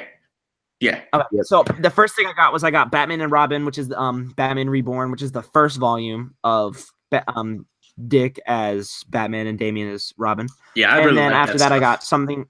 Oh, it's so good, dude. I need to get the other 2 volumes. And then after that, something that takes place afterwards is Batman Incorporated, which I love. First volume again, and all this stuff each was $5. Oh, okay, so, sweet. Yeah, great deal. They're all in really good condition. So I got this one for $5, Batman Incorporated. Then Civil War. I have like a couple of the other volumes, and I have a ton of the single issues. But like, I didn't have the trade. I didn't have it all collected. And it was $5, so I bought it. And then this Batman trade right there is the 0 year one. It's the zero year like Dark City, I think. It's the 0 year. Why'd you say it like that? It's the 0 years. Are you done, Alex? Are you done talking like that, Finn? Bro, you're really trying to roast me today. I'm not trying to get obliterated here. Bro, I'm not even trying to roast you. I'm just trying to figure out why you said 0 year, like 0 year. I was just trying to say 0 year. And you did roast me for your speech impediments, bro. You know bro. Oh wow. What? You don't even have any, so stop talking. Okay. Anyway, so go ahead. Okay, so I got all those books. All of them are 5s because they're all books that I have already read and love. That 0 year Dark City, 0 year. I only need a couple more. I need volume 4. I need volume 4, then I need after the 0 year Dark City, and then I have that whole run. So that'll be fun. I'm trying to get all those. And then confused. What? You said 0 like yo. Bro, Finn is getting flamed right now, bro. Finn is getting flamed. What the heck? Why aren't we blaming Aiden or Alex anymore? Why is it me? What did I do to deserve this treatment? You said zero, yo. Hey, at least I have good taste in music, Aiden. Ooh. Hey. At least I don't listen to Mamma Mia. Oh. Man, clapping back. Hashtag Quinn's a hater, bro. Okay, are you done, Alex? Are you done? Okay, Are you done? I gotta keep going. I'm sorry. So I got a lot of movies. Aiden, if you want to pull up that image that I sent in the chat. Yes, I will I pull got up a bunch. I spent like $80 that I had saved from like senior pictures. I'm really excited about them. The best place that I went was Best Buy because like they had some expensive stuff, but like I went to Target for one of them and they had Incredibles and Infinity War and they were both like $18. Oh, why'd you show the arm again? Ah. Arm. You're really spoiling all the shots. Oh my god, bro. Bro, what are you showing? Bro. Hey, this is the newest thing I sent. He's about to show everyone the pic of Mamma Mia. He's about to show everyone Mamma Mia. He was about to send everyone the pic on Boog's page yesterday. Oh my god. Don't even tell me about there? that. No, he scrolled over it. Oh my god. Bro, Aiden, No, you are the worst at speaking. You know what? Give it to me. I'm doing it. No way. I'm going back. Hold on. Nope. Wow. Too late. Too late. I'm already on it. Ladies, I'm already on it. Oh. Ladies, calm down. Oh, there They it can't is. see it. I blocked it. Shut up. Did you really? yeah, I did, but I Wait, put it can back. you guys see it now? Yeah. Okay. This is the most booty podcast direction ever. Like we are all just We are trash. We are so trash. I don't understand why anyone would ever listen to this. Either way, especially you. So I'm a huge,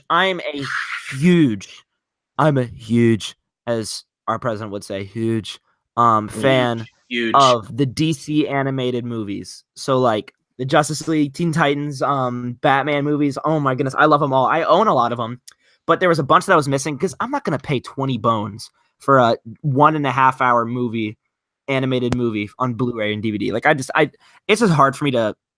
I didn't even buy Infinity War when it first came out. You know what I mean? So it's hard for me to pay that much for the DC stuff.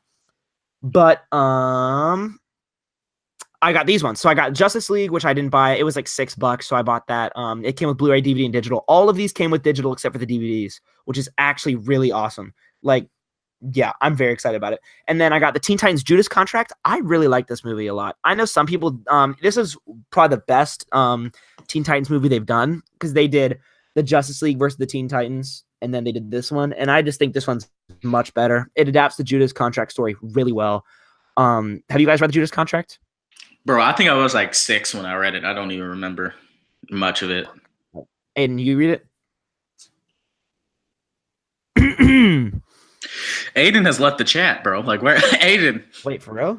No, I don't think so. Aiden, bro. Where you at? Aiden, where are you? Oh, God. That was Why did you? What the heck was Aiden, that? unmute yourself, bruh. I'm back. Where were you? I was getting food. Relax. Jeez, this podcast has just been mint. You wouldn't even. Wow. Okay.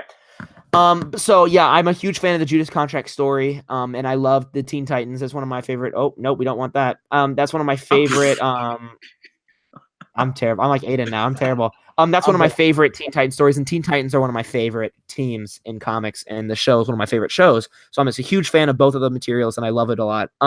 Justice League Dark is another one I got, but I have not seen this one yet. This is one of the ones I've not watched. It's with like Constantine, Swamp Thing, I think Etrigan, Batman, and all that stuff. And it's like one of the rated R ones, and I'm very excited to watch it. Just have you guys seen any of these? No, because I really like the characters. Okay. What are you trying to say, Alex? What are you trying to say?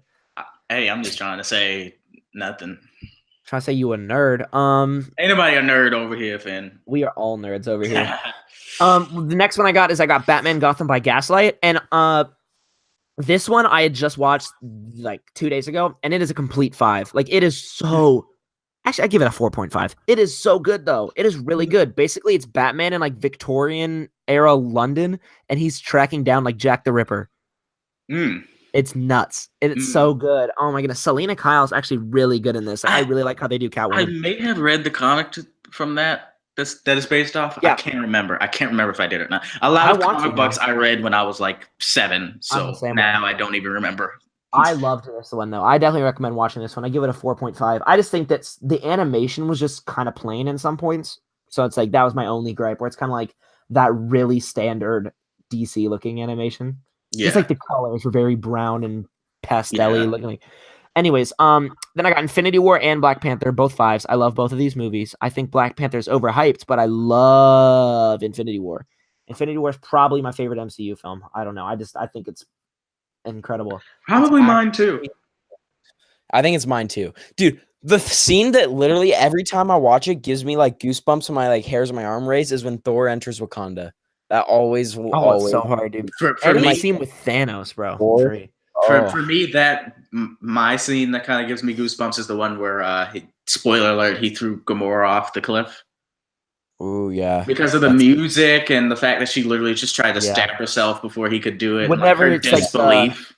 It's whenever she like is like, oh, too bad you don't love anyone, and right? Then you see him looking at her like, oh, holy. Plus, crap, Red dude. Skull showing up blessed my entire existence. Anyway, go ahead. So good. I do think Black Panther's overhyped though. I think it's incredible, but I don't think it's like what it stands for in culture. I think that's awesome, and I love that, and I think it deserves all the praise. Like how it gives people who need like representation and stuff. I think that's super awesome. But I think as an actual movie, bro, did you see that one thing where Michael B. Jordan was like had to seek therapy during playing Killmonger? Bro, I did not see that, bro. It was like some post or whatever. I might be misphrasing it or whatever, but like it was like he went and saw mental help for playing Killmonger, and someone was like, "Bro, he really trying to act like Heath Ledger out here." I'm like, for real. I mean, like, Michael, you had 15 lines. Hey, you can put what I just sent on the screen, then, if it sends. I don't know. There it is. I haven't gotten anything. Okay, I got it. Do you want a screen share then? King? Yes, I'm already screen sharing it, Queen. Ew! Don't you ever call me that again. Oh my goodness, broken gross everywhere. So, if anyone wants to buy this shirt, just hit me up. It's $40. Alex, bro, you would be taking all those funds for yourself too, just so you get a pickup one of these days. Yeah. Bro, don't show my setup. Oh, I'm going backwards. What are you doing? Bro, screen sharing is whack. Scroll through. No, it's just when Aiden does it. Aiden's so garb. Oh, I'm sorry. I'm just trying to make up for all the roasts you guys gave me. I'm trying to like make up for it. There's no way you can make up for it. Dude, you're hilarious, bro. You're crazy. You're crazy. But yeah. So, can you go back to the movies, Aiden? So I can read yes, I can. Boink. Bro, whoever's watching this right now is a G, because I don't know how anyone would stay watching. We have 3 viewers right now. Hey, thank you. In the chat, we'll get to the questions later, but in the chat, they say Alex a hater. Wow. And they say not a hater. Wow. So you got your little brothers to go in the comments, huh, Finn? Bro, it's Spider Criminal and Brian Carter, bro. Bro, nah. Yeah. Yeah, it just feels good being on the side of the right. You know what I mean? Wow. And who got knocked out in the second round of PK, Finn? Yeah. Alex, who entered PK? Both of us. But what did you get out of there? All of us actually did. Alex, when did you get knocked out? I got knocked out with Jerry Gamboa. I can't remember if that was the third. What round, Alex? I can't remember that was what was the costume change one? What round was that? Oh yeah, that was like the third one, I think. Yeah, bro, and it was not my fault. I got pinned up against a really good dude. Yeah, sure. So sure. Did you get knocked out 2 or 3? I mean 2 or 1, Finn. Oh, I got knocked out in 2. I made it to the first one, and then I lost the second one. That's why I got knocked out in 2 too. Bro, I was against CA. Alex goes from calling me sensei to making fun of me on air. Okay, Alex, I saw you found a new sensei. Okay, I read the comments in Plastic and Paint. No, whatever. That group's secret. I haven't forgotten, Alex. I haven't forgotten. So yeah, back to the movies. I I think Black Panther is really good, but I think Infinity War is much better. And then I got Death of Superman, which I actually think is one of the best ones they've done in a little while. Like, but Death of Superman was actually really good. Definitely probably the best Superman story they've done in a while. I think All-Star Superman's the best one they've done, but this is probably the second best. I think this is way better than Superman Doomsday. And I think this is better than like the Elite versus the Elite or whatever. I mean, I just think this one's really good. It's part one, but it's really powerful. Like the Death of Superman is actually really good in this one. Doomsday's sweet. Batman Ninja I have not seen yet, and I'm waiting. My little brother, he's 16, but he's really into anime, like me. Like we're both really into anime, and so we're gonna watch this one together. Have you guys seen any of these? The ones I talked about yet? Nah, I mean I've seen Infinity War and Black Panther, but the DC anime movies, I don't think I've watched a single one, to be honest. Dude, you are missing out. Do you not use DC Universe? Nah. Get that free trial going, bro. Binge them all. I mean, I might, but you know, I might. We both know, Alex, you're not going to. Don't even What's the Alex is a DC hater, bro. Alex is not like any. Bro, I'm not. It's just I'm not really interested with some stuff. Like, I mean, I like Young Justice. I like the Teen Titans, the original Teen Titans. These cartoon. are like standalone movies. Like, watch like the Dark Knight Returns one they've done, or watch the Under the Red Hood. That's my favorite one. Oh my goodness, Under the Red Hood is so freaking good. And be happy, and then. What'd you say, Aiden? I didn't hear what you said. I'm sorry, you breaking up. Or just watch the Dark Knight trilogy. I would agree. I think Dark Knight Returns is better than 2/3 of the Dark Knight trilogy, though, as an actual movie. Okay. Anyway, continue. Teen Titans Go to the movies. I love the original Teen Titans. It's one of my favorite shows, and I actually think that Teen Titans Go is really funny. Like I kind of separate it. Like when I first heard about it, it made me more mad than anything on the planet Earth. Because they got the same cast and the same writers or whatever, and all on the same network and everything, but they didn't continue the original show, which was actually really good. But I think this show actually is really funny, and this movie is a 5. Like it was maybe a 4.5 or a 5. I don't know, but it was just so good. I saw this one in theater twice. And my little brother, he's like 6, and I just love watching this movie together. Like it's just so fun. All the DC. This is one of my favorite Stan Lee cameos too. Believe it or not. Stan Lee, I saw the. He's like they're driving around on like a golf cart, and he jumps in front. He's like, "Hey, I'm Stan Lee here with my subtle cameo," and has like 3 different images of him like doing like the whipping motion and all this stuff. Oh, so good. And then they're like, "It's a DC movie." He's like, "What?" And then he leaves. And then later on, he's like, "I don't care if it's a DC movie," and he starts like dancing. Oh, so funny. And they got him to voice it, and I think it's awesome. Next on, I got a couple of DVDs. I'll just blow through these. I got Alien Covenant, X-Men Apocalypse, Pokemon Forever. I like 2 of these movies. The other one is X-Men Apocalypse. The other one is Alien Covenant. Alien Covenant isn't very good either, but I mean, I like it more than X-Men Apocalypse. And I love Pokemon Forever. That's one with Celebi, which I know that holds no weight to either of you. And then I got Planet of the Apes trilogy, all 3 of them Blu-ray and DVD with digital for $10. I have been meaning to watch those movies. I still haven't yet. It was $10. $10 for 3 movies with digital. I was in. Yeah, I like go to watch it, and then all of a sudden, like something comes up, and then I don't watch it. Like I haven't seen a single one of them. I mean, I saw like clips of the original, but I haven't seen a single one. They're really good, dude. I really like them a lot. But yeah, so those are all the movies I got. Aiden, do you want to show the third to last picture, one of the amiibos? I got these 2 amiibo from Five Below. They were $5 each, and I was just really excited because I love. Oh, you guys are gonna hear what I'm talking about next week when I talk about Smash because it comes out on Friday. But I'm a huge Nintendo fan. It's one of my favorite things. What? Really? Yeah, for real. What? And I love Falco, and I love Lucas. I've never played Earthbound actually, but I really want to, and I love Star Fox. But yeah, $5 each. I'm gonna keep them in the package, but if I ever find a double, I'll take them out and shoot them. It'll be really fun. And then I got 2 more things, and then I'll talk about Alex. Aiden, do you want to go to that room? The picture of my room. I just want to show up this setup really quick that I did. One of the things I've been working on is I got a new vinyl that is not pictured here, but this is like my music corner in my room. Do you like it, Alex? No, it's just you cracked me up when you were talking about the vinyl and just said it wasn't pictured there. That was hilarious. I'm sorry. Go ahead. I'm sorry. No, thank you. I'm glad. But so if you can see here, I got on the top wall, it's like my music section of my room. Every week or something, I'll show off like a different section. But like they're right here on the right is my Kanye poster, which someone gave to me, which is my favorite thing ever. It has all of his albums up through Life of Pablo. And it has the quote, like, this dark diction has become America's addiction, I think was the quote, which is a really good quote. And then on the left is a picture of Kanye, my brother, who does digital arts, Sully, the 16-year-old. He made that for me for my birthday last year or Christmas, and I really love it a lot.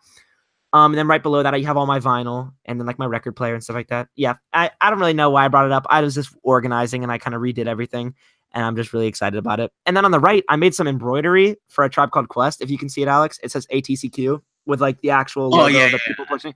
I can see it. Love. I'm very excited about it. So yeah, I just got a little bit more. I got a vinyl for my birthday, which I'm really excited about. Speaking of jazz, Alex.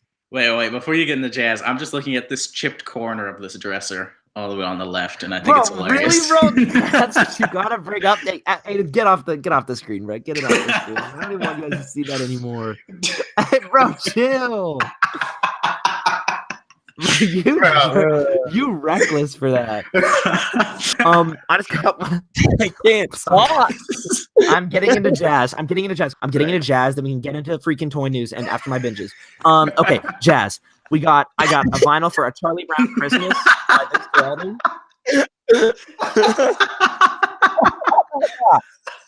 I didn't think Vince Guaraldi was so funny. I don't.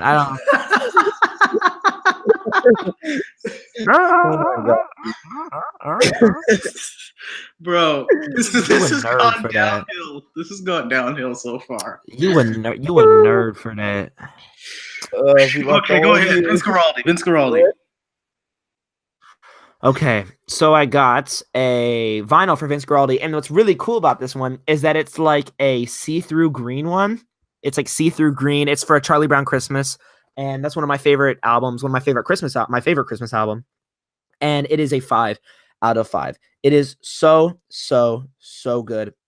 I'm very excited about it. It really is. I'm a huge fan of that album. One of my friends found it at that store called The Exchange, like a couple months ago. It was like $1. And I was like, what? And he bought it. And I was super jealous because I wanted to buy it. But yeah, it's super good. Are we actually live right now? Because I don't see it on the channel. We are. It says we're live. Okay. All right. My phone's busted then. Okay. Bro, everything's busted to you. Oh my goodness, bro. This dude. All right, is it called part 2 of 5? Yeah. Just for now, I wanted to get it done real fast. So it's part 2 of like the 5th episode. I'll change the name. Oh, okay. Okay, so here we go. That's always my fake singing, by the way. I'm never actually trying. Okay, let's get into the next. Then the last thing I got for my pickups, and then I only have a couple things for binges. I know. I'm sorry. I'm trying to move it along. I got the game Pokemon Let's Go for the Switch. And I know how big Pokemon fans you guys are, right? Yeah, totally, man. Oh gosh. Right, Aiden? Right? Slappy Chew is my favorite Pokemon. That was so ignorant, Alex. That was so ignorant. Oh my goodness. That's like I'm just gonna make fun of you that you'll never get to see Bullseye on screen. What? Hey, don't even bring that up. But yeah, I got Pokemon Let's Go. It's like the introductory Pokemon game for like new players, because if you try to hop into Pokemon Sun, which is the last one they did, it's like 700 Pokemon. And so this is just like a remake of the first game with Pokemon Go elements, and it like starts you off from the beginning, and there's only 150 Pokemon in this. So it's really easy for someone to get into. Me and my 6-year-old brother have a lot of fun playing it together. But I'm really excited about it. It's a 5. It's everything I want in like a basic Pokemon game. And it's not, if this was the type of Pokemon game we'd be getting from now on, I'd be mad. But like we're getting a main series normal Pokemon game on the Switch in a year. So I'm not even mad about it. I think it's really fun. And that's all I got for my pickups. What were we saying, Ox? Do you get to play a Slappy Chew though? I'm a Slappy Chew you in the face if you don't. Wow, bad puns, bro. Okay. No, I'm just kidding.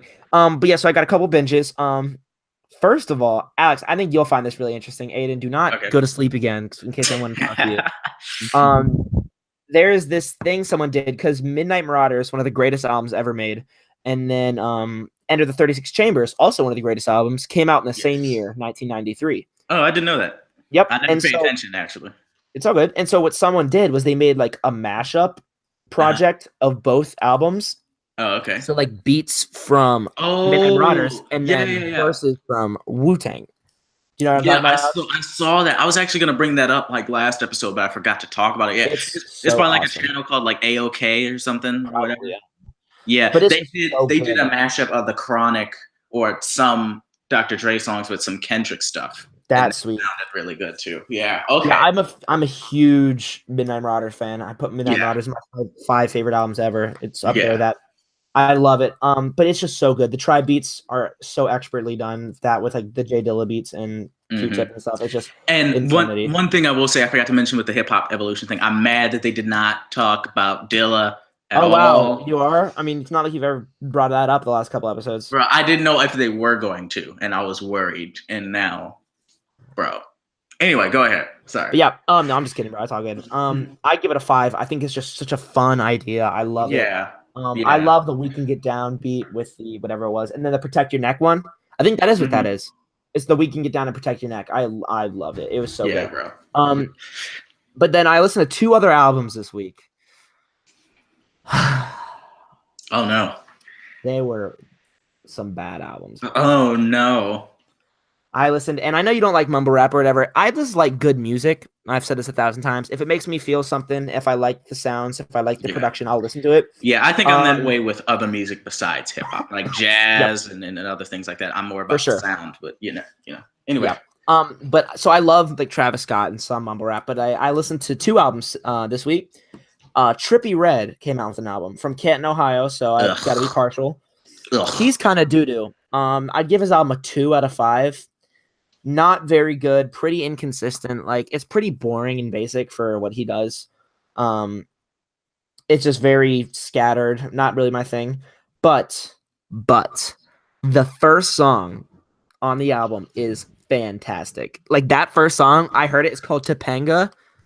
Listen to that song, Alex or Aiden. It is just, it's if you don't like autotune singing, you won't like it. But like, then I'm definitely not gonna like it. It is just so much fun. I love it, and it's like it has some good like chord progressions in it, low key. Like it has like some emotional like chords, and I'm like, what is this? And it's so good. Listen to it, I'd probably listen to the instrumental. Okay. Yeah, you know what I mean. It's good. It's a good instrumental. That song is a 5. Everything else is like a 1 to 2. It kind of sucks. Like it's just basic. It's like Lil Yachty's like last album. It's just boring. I don't like it. And then I listened to something even worse by probably the worst artist out right now. Do you want to guess who it is? Lil Pump? No, he's worse than Lil Pump. You're talking about 6ix9ine's newest album? Yep. Why did you even bother? Because he has 2 songs that are actually pretty good in my opinion. Okay, no, I'm leaving the call. What? With Kanye on them and Nicki Minaj on them. I actually like the song Fifi with Nicki Minaj that came out before the album. You like Fifi, bro? I think that song's awesome. I love that song. She like that, Fifi like that. No, oh my gosh, no. I cannot. I mean, I didn't know that I wasn't entitled to like it. So. No, I mean, I was just saying like. No, I'm just kidding. No, I know what you're saying, but I mean, with his music, I'm never like, this is going to be masterfully created to like. If you can't separate that listening experience from like listening to like Bach, like I'm not like analyzing his music for subtle nuances. Like I'm just listening to it to see if it gets me hype and energized. If it does, then it's cool. I like Fifi because I like Nicki's verse a lot. I don't like Tekashi's verse on that at all. Basically the only Tekashi songs I like are whenever, I mean, he's never good on them. Like I don't like any of his stuff. But there's 2 songs. The album I'll give a 1 out of 5. It was complete doo-doo. Like it doesn't even, and the worst part is it doesn't even feel like 6ix9ine music. Like at least if it's his other album, like at least he's making some type of music that's unique to him. This just feels like every like trap beat and he just throws his voice on it. But the 2 Kanye verses, there's one with Nicki. It's called Mama. So it's Nicki, Kanye, and him. I think Kanye's verse is actually pretty good, but the song is terrible. And I think Nicki's verse is all right, but the hook and Tekashi's part are so bad that it like drags the song down. And then there's the song called Conga, and the song is bad. Like, don't get me wrong, the song is bad, but it's so bad and so fun, and I can tell that Kanye's kind of like knows that it's bad and is just having a good time, like with like how he did with Lift Yourself. You know what I mean? Yeah. Like I kind of love it. It gets me super hyped. Like, so wait, let me ask you a question. Do you like I Love It? I love that song. Oh my gosh. Okay. It's like the lyrics are complete trash. I'm not listening for lyrics, but like it's just fun. It's bubbly. I like it a lot. But yeah, it's like this song. The chorus is "She want me, I want her. Ooh, she want me to be her boo." That's what it is. Okay. It's so dumb. It's so dumb. But like Kanye, like is just fun. It's just fun. But I think Kanye's verse is definitely better on the Mama track. But this Kanye one is just like the energy is just hilarious. Like Takashi's so dumb. It's fun. I think what bugs me the most about it is that people are actually making money off this stuff. Like apparently I just need to get in the studio and just fart on a mic with a good beat. Well, first you need to get face tattoos. Oh, that too. Tattoos. And dreads that are multiple colors. Yep. You know. Yeah, I give that album a 1. Those other songs are like up there. I like them a lot, but I'll give that album a 1. Oh, it was terrible. Yep. So that's all I got for me. Want to get into toy news, my guys? Oh, yes, sir. Okay, and we can also be quick. I mean, it doesn't matter to me, but let's just I know. Go through it. Yes, let's do it, bro. All right, here we go. So we got kind of 2 weeks to cover, but we'll go like not dawdle too much. So, this was the week before Thanksgiving break. They're like, I don't know if this is Feisen or not, but they're getting this kind of new disc kind of thing going on. Oh, so dumb. So not a fan. So we're gonna just go yeet. Yeah, why would it? People are so weird, dude. Aiden just said yeet on the podcast. Cringe. Cringe. It's WWE Ultimate Editions. I think that's Ronda Rousey in there, and you got some other. Are those cool like the retail ones? I don't know, but the articulation looks pretty sweet. Yeah. I think those are the ones like Mattel or whatever does. Those are good. I'd probably get that Ronda just to use her as like some sort of like female goon or something, just because. Yeah, she looks good. She just looks dumb. Like I'm not a big WWE person, but I would definitely. Yeah. Hasbro's got a Power Rangers Lightning Series Wave 1. Yes. Leak. So that one picture, the White Ranger or whatever that was on display, looked really good from a while ago. I wish I was still into Power Rangers because I would totally get that, but I'm not really either. But the figures just look fun. I'm not really either, but yeah. I really want them to get G.I. Joe so bad. It's not even because I'm a G.I. Joe fan. It's just, you see, I want soldiers. That's my thing. I want Snake Eyes. That's all I care about. It's not even I care about the characters. It's just like, give me some military people to use as goons, and then I'm for it. And give me Snake Eyes, obviously, and Storm Shadow. Yeah. Sure. I agree. We got the McFarlane Toys Game of Thrones Jon Snow. You don't like it? I just want some good articulation. Like you were right there with Fortnite, and then you just stopped. It's like, I want to. They aggravate me. Yeah. Yeah. Okay. But the sculpt and accessories look pretty cool. We got the Hasbro, basically the new Black Panther Wave 2 that's going to be coming out. This Black Panther looks so sweet. I believe that's the Civil War costume, and then the one with the purple is like the powered up Black Panther movie costume. Both come with. Continue what you were saying. Oh, I was just saying I didn't mean to interrupt you. I was just saying for me, I probably only would get 3 figures from this, and that'll be Killmonger, T'Chaka, and Claw. Just because I get any. The 3 I'm gonna get 2, but I also have a feeling I'm gonna find a Okoye in the wild, or like if that's just the whatever the kind of hench ladies are called, and I'm probably just gonna want to get at least one of those. That Did you just call them hench ladies? Hench ladies. I don't think I'm gonna get any figures because I didn't get the whatever her name was, Nakia from the first wave. I don't really need Dora Milaje. I would love them. It's just if I'm buying AIM 2-packs and Hydra stuff, I don't have time to get or money to get Dora Milaje stuff. I'm not that into Black Panther. I love the Black Panther figures I have, but it's not really my thing. And I probably just the most wanted is definitely Killmonger, just because of that soldier outfit. I think that could be kit bashed around a lot, but also I just want that Michael B. Jordan head and that mask, bro. Ooh, I can already see the pictures I take with that. Super sweet. And T'Chaka just looks like a ninja to me, so that's why I kind of want to get him too. T'Chaka looks sick. Those lower legs. But anyway, go ahead. The NECA's got their quarter scale Teenage Mutant Ninja Turtles. They're like movie shredder tees from the 1991. Hey, can we get a 6-inch? Huh? You doing that with the turtles? Can we get a shredder too? Yeah. A retailer one? Don't can we get a 6-inch, please? Hey, don't roast my voice, Mr. Zero You've been roasting me this whole time. Oh crap! I'm not presenting to everyone. That probably was a little weird. Anyway, okay, here we go. Now we got the Mafex Miles. I'm telling you guys, it's really grown on me. Looking at like the unmasked head and like realizing the head has grown on me. The head has grown on me. I do not like the body. I don't love the paint, but I see where it comes from in the comics, like, you know, that whole adult line and like why they're doing it with this Gwenpool and stuff. But like, I'm starting to grow on like just like the unmasked head and like the accessories more. I think with me, what's growing on me is the opposite. The body and the paint is growing on me. The head, I don't want an adult Miles. I want a normal age Miles. But you know, the picture that we saw at whatever convention or whatever it was, the paint looks so like faded and the body looks so disproportionate. So ugly. Yeah, this looks a lot better to me, but I don't want an adult Miles, you know? True. Yeah, I agree. Then Mafex came out kind of out of nowhere with this 2017 Pennywise they're doing, and I mean, I'm just not for it. You can get the NECA for like $20 versus this $20 one, and NECA comes I don't with want it. Accessories. Right, yeah. I don't care about that design of Pennywise. It's ugly. I don't care. Yeah, I'll just get that NECA. Yeah. Yeah, facts. And I don't know how if you guys have ever seen Harry Potter, if you like Harry Potter, I love Harry Potter. Yeah. Love Harry Potter. I want to get the SHF Harry so bad. So do I. Oh my god, dude, they look so good. And here's Professor Snape looking pretty sweet. 2 heads. I can't tell if that's a talking head or not. I can't. That one looks kind of. It looks really plain. It looks like older Kylo Ren. Yeah, I know. They could have done some like. I would have loved to see them like kind of go down like that big black kind of robe he has in like the 7th film. I was about to say that too. Yeah, for sure.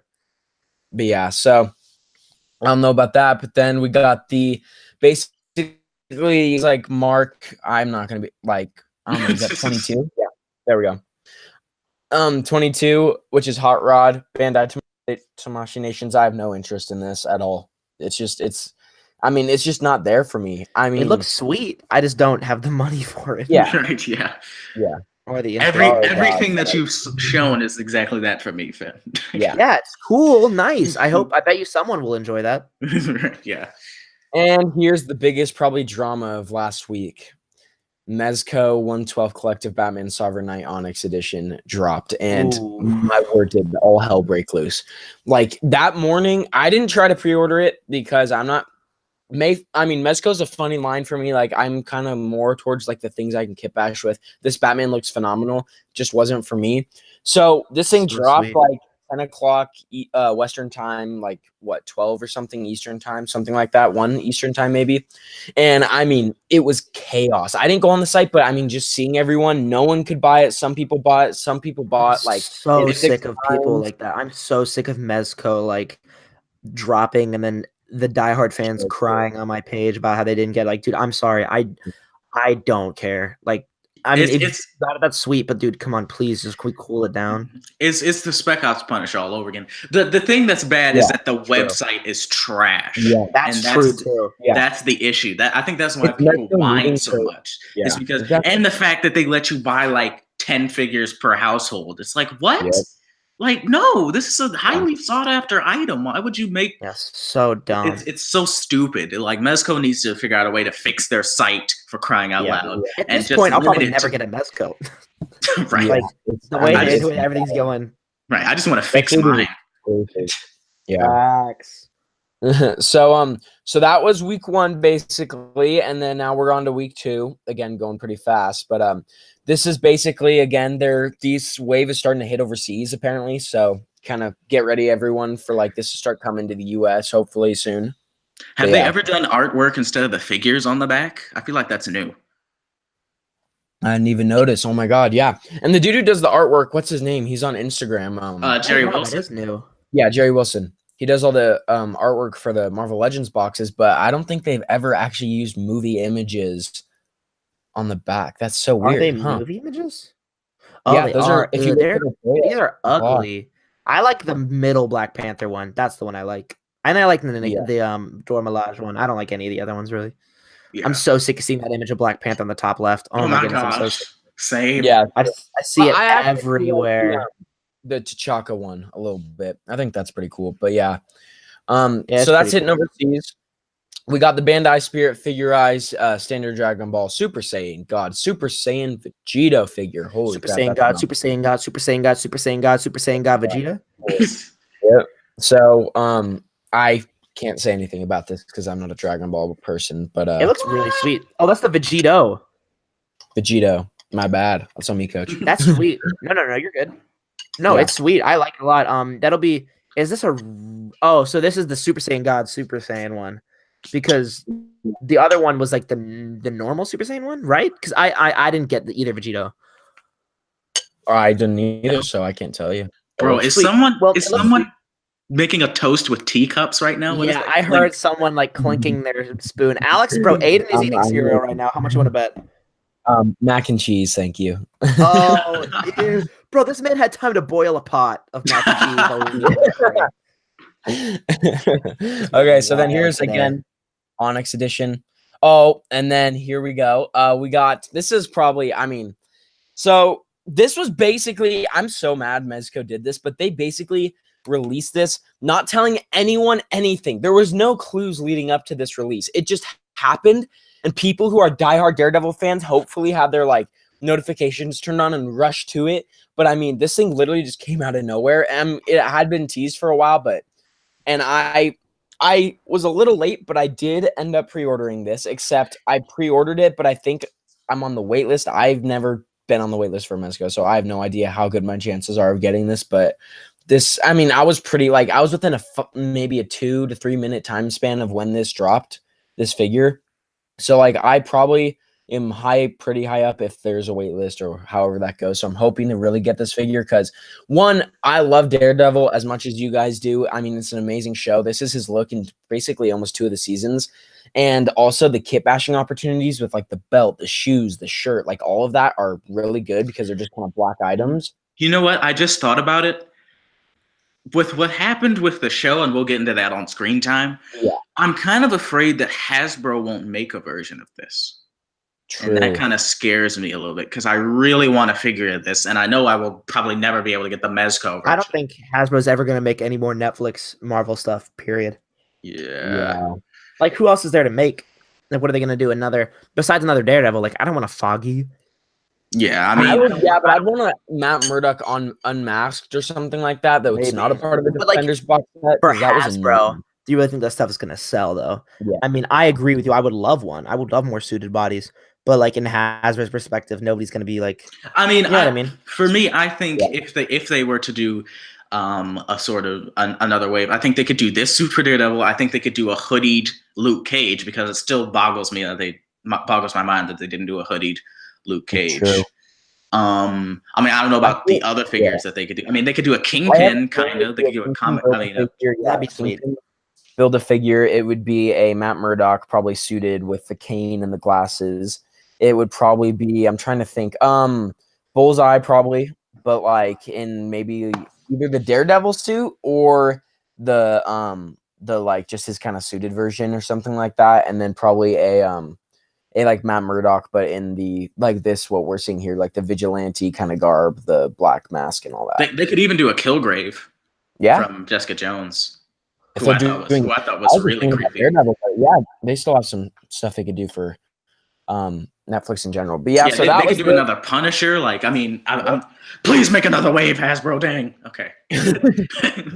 Anyway. But yeah. So I really, really want to get this. And again, the accessories that come with both of the Netflix Daredevils that they've released, I want to get the other Mezco Daredevil too, are really low, but just all the opportunities, and I love Daredevil. So anyway, Popeye's out overseas, the Mezco Popeye. I low-key want that because I'm a huge Popeye person. I loved watching the old cartoons, and I love those Popeye cartoons. So low-key, I would, if I was super loaded, I would buy that. That's pretty sweet. I like it. Yeah, and then Super 7 Masters of the Universe Holiday, man. I have no relation with this at all. We got the Transformers Masterpiece MP44 Optimus Prime version 3. Man, that Bumblebee trailer, we'll get it maybe in Screen Time, but that gets me hyped for this. Yeah, I don't know if you guys have seen what Optimus looks like, but he looks so dope. Look at all this. But I saw the past ones. Looks I just so love good. G1 Optimus. Oh, so sweet. Oh, beautiful. We got the Transformers Select Series Swoop and Ricochet right here. Looking great. It's pretty cool. I love that car version. Oh, that looks good. Then we get the Mattel DC Multiverse Lobo Wave. I'm excited for a couple of these. I want to get Batman Beyond for sure. For I'm sure. getting that figure. 100%. The Lobo it's just build that one. figure, just looking at the parts, looks pretty cool too. But I don't think any of us are going to collect that whole wave. Yeah, I know, right? I mean, that's $80. That's not like bad. I want to get that Kyle Rayner Loki. For sure. He looks really nice. Yeah. Then we got the more of the archive series coming. We got the Bosk now. Black Series is like just re-releasing figures, I feel like. But like I'm not complaining because a lot of the figures they sell out so fast, like Bosk. I want to build up the bounty hunter team, and here's a good way to do it. And they're re-releasing Boba Fett. So like basically all their high-ticket items they're re-releasing again, which is pretty sweet. I need to get the Boba, but I just feel like Black Series is just such a boring line to me. It's just boring. Like I just don't care about half the figures they drop. 100%. Marvel Select dropped this Venom. Looks pretty cool. It's a Disney Store exclusive. So sick. Those are, but yeah, this is awesome. And then okay, so I'm gonna say one thing real fast is I own one SH Figuarts figure and I love it, but like Mafex, I kind of went crazy on the Dark Knight trilogy figures, so I have more Mafex figures. And for a while, I was like, Mafex is kind of like doing like one up in SH Figuarts. SH Figuarts hasn't dropped something in a little bit of time, and it's kind of like silent over there. They've done a little bit of reveals, but then this weekend happened, and holy crap, dude! They gave us like 50 figures revealed. Here's Draco Malfoy, right? Harry Potter line. So sweet. I love it. I want to get the Harry so bad, dude. Oh my goodness. Oh, so do I. They look so good. His then dumb cocky hair. I know. It looks so funny. So ugly. Then we got all the Marvel stuff, and holy cow. So we got this Groot here looking great. We got that texture on that Groot. Holy crap. Great. Here, let's go into the little separate page. Hot Toys level, bro. Loki. At least from that picture. My god, this Loki is fire. Look at him. Looks sweet. And then you got okay. The Captain Marvel stuff looks amazing. All the sculpting and stuff on it, the articulation, the paint work. This Captain America and Winter Soldier from the Winter Soldier movie, like look at the wrinkles on the red. I don't like either of their faces though. I hate his head sculpt. I agree. That cap looks so derpy. and freaking Winter Soldier looks like Triple H. Like what? Like what is going on? True. That's funny. Thor Avengers version looks amazing. Man, and Loki. And Scarlet Witch looks pretty good. Nebula again.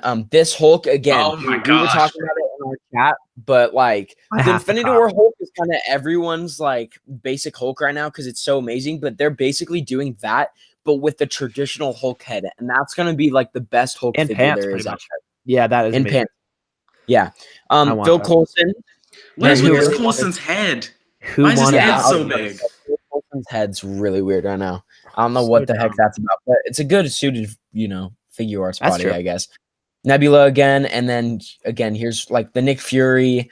I mean, I want that Nick Fury for real. They all look so good. And then going over here, we got basically the SH Figure Arts Star Wars stuff that they dropped, and holy cow, we got this General Grievous looking great with the cloth cape. I mean, I'm pretty proud of that. That looks I want that fire. So bad, dude. We got this kind of I know they made the model kits of the unmasked troopers of Luke and Han, but I guess they're making like the actual figures now. These look good. With the Leia, that Leia when it drops is gonna be fire. Then we got the again more General Grievous picks. The Ghost, basically Obi-Wan Kenobi, looking pretty cool. I feel like you get some good like lighting with that. Yeah, that actually looks kind of cool. I kind of like the way the head looks. Yeah, for sure. It's very transparent. You got the Han Solo and Carbonite looking good. The R2D2 from Empire Strikes Back all weathered up. Is Han Solo and Carbonite just by himself? Yep. That's what it looks like to me. Okay, how much is that? Because like, who just wants just like a block? Like, yeah, I paid $50 for a block. Yeah. Like that's true. No, that seems really weird. We got this Yoda coming out, and we got this nice Luke. In his X-Wing garb, which looks pretty cool. Looks pretty sweet. I kind of like that. I really like that Luke. So yeah, and then let's see what else we got here. I think that's it. I think that's it for toy news. Unless you guys, I mean, Black Friday wise, if we can talk about that real fast, Best Buy had like some pretty great discounts. So did some other stores.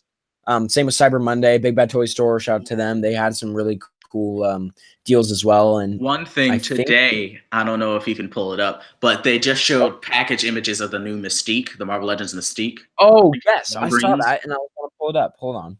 Let me find it. Yeah, the Walgreens Mystique. I want to get her just because I need more X-Men characters, but her accessories are just I like the head though. The heads aren't that bad. Yeah, the heads aren't that bad. Yeah, but the guns, I just don't. Yeah.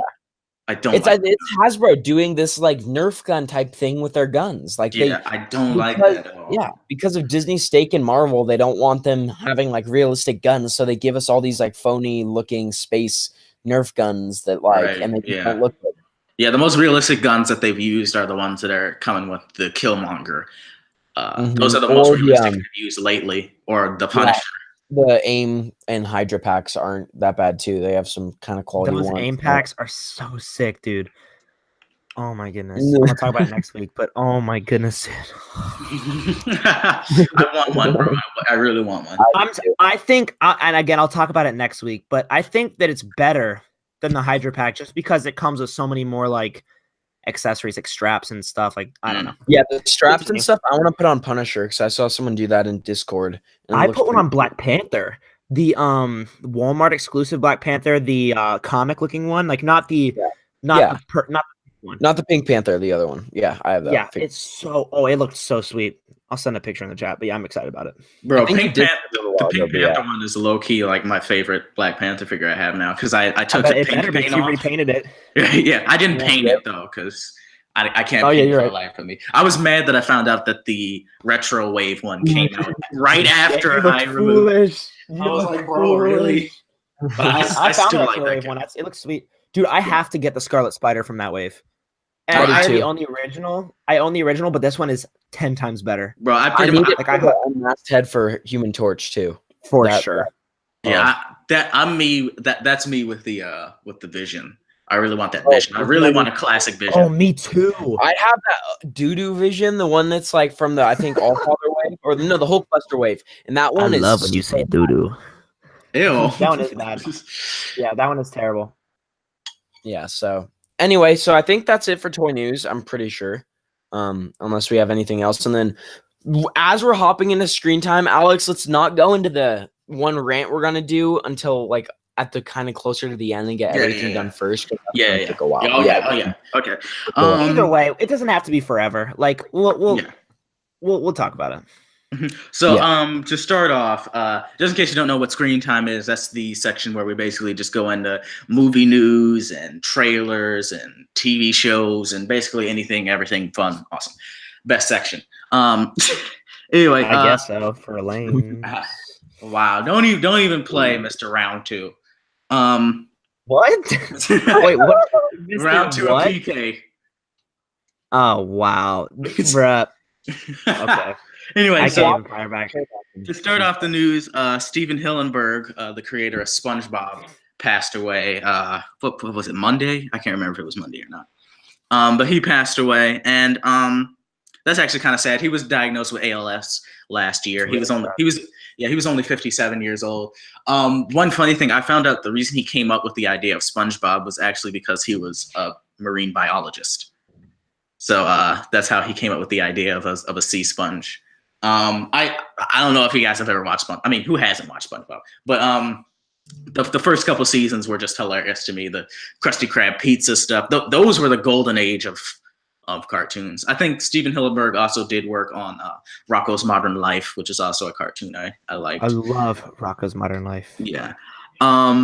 As far as Avengers 4 news, the directors say that Chris Evans is not done playing Captain America. That could be a smokescreen for all we know. Because I never. True. They lie in the freaking Avengers trailer. Right. Yeah. I never trust anything that they say until the movie is actually out. I like that though. I like that they lie to us because I don't want to know everything. Like I don't want to be like, oh, so since Chris Evans done, he's going to die. Like I don't want to know that. I want to know. I want to go in being uncertain. You know what I mean? Mm-hmm. Yeah. Also, whoever's running the Dolby Cinema account on Twitter, was basically tweeting at the Russo brothers, "Where is the Avengers 4 trailer?" I thought that was funny. Also, here I'm going to send this in the chat so you can put it on the screen, Aiden. Someone, I believe his name is Raph Grissetti. I believe that's how you pronounce it. He did a concept art for Richard Rider Nova, and now I really want him in the films. He didn't do it for Marvel or anything. He just photoshopped it, but yeah, it looks super sick. It looks so much better than the Nova Core armor that's in Guardians of the Galaxy and stuff, which looks horrible in comparison. But I thought that was pretty cool. I don't know if you can put it on the screen or anything. I'm doing it right now. Also, a sequel to Into the Spider-Verse, the animated Spider-Man movie, is being worked on by Sony. They're also trying to do an all-female spin-off and a Spider-Woman film. So I really cannot stand Sony, to be perfectly honest with you guys. Like, they... Sony sucks. Anyway, I don't know if you can make it any bigger, but there was the Nova armor, and I thought that looks super sweet. Oh, dude, yeah, I love that. Oh my goodness, like it looks super I want a sweet. Sam. I want a Sam, whatever his last name is. I forgot now. Sam Alexander, whatever. Yeah, I want him. I want him way more than I want Richard Rider, in my opinion. he grew on me. I wasn't big on him because I felt like he was just. I mean, I know the original Nova was kind of like Spider-Man, but I felt like Sam was really like Spider-Man. I was just like, I don't really. His comics are really fun though. I really like them a lot. I mean, he grew on me, but at first I was like, bro, bring Richard Rider back. He was dope. Annihilation and stuff, and the way he died. That was dope. He's sick. Anyway, there's a rumor that we may get a Spider-Man Far From Home trailer in 2 weeks.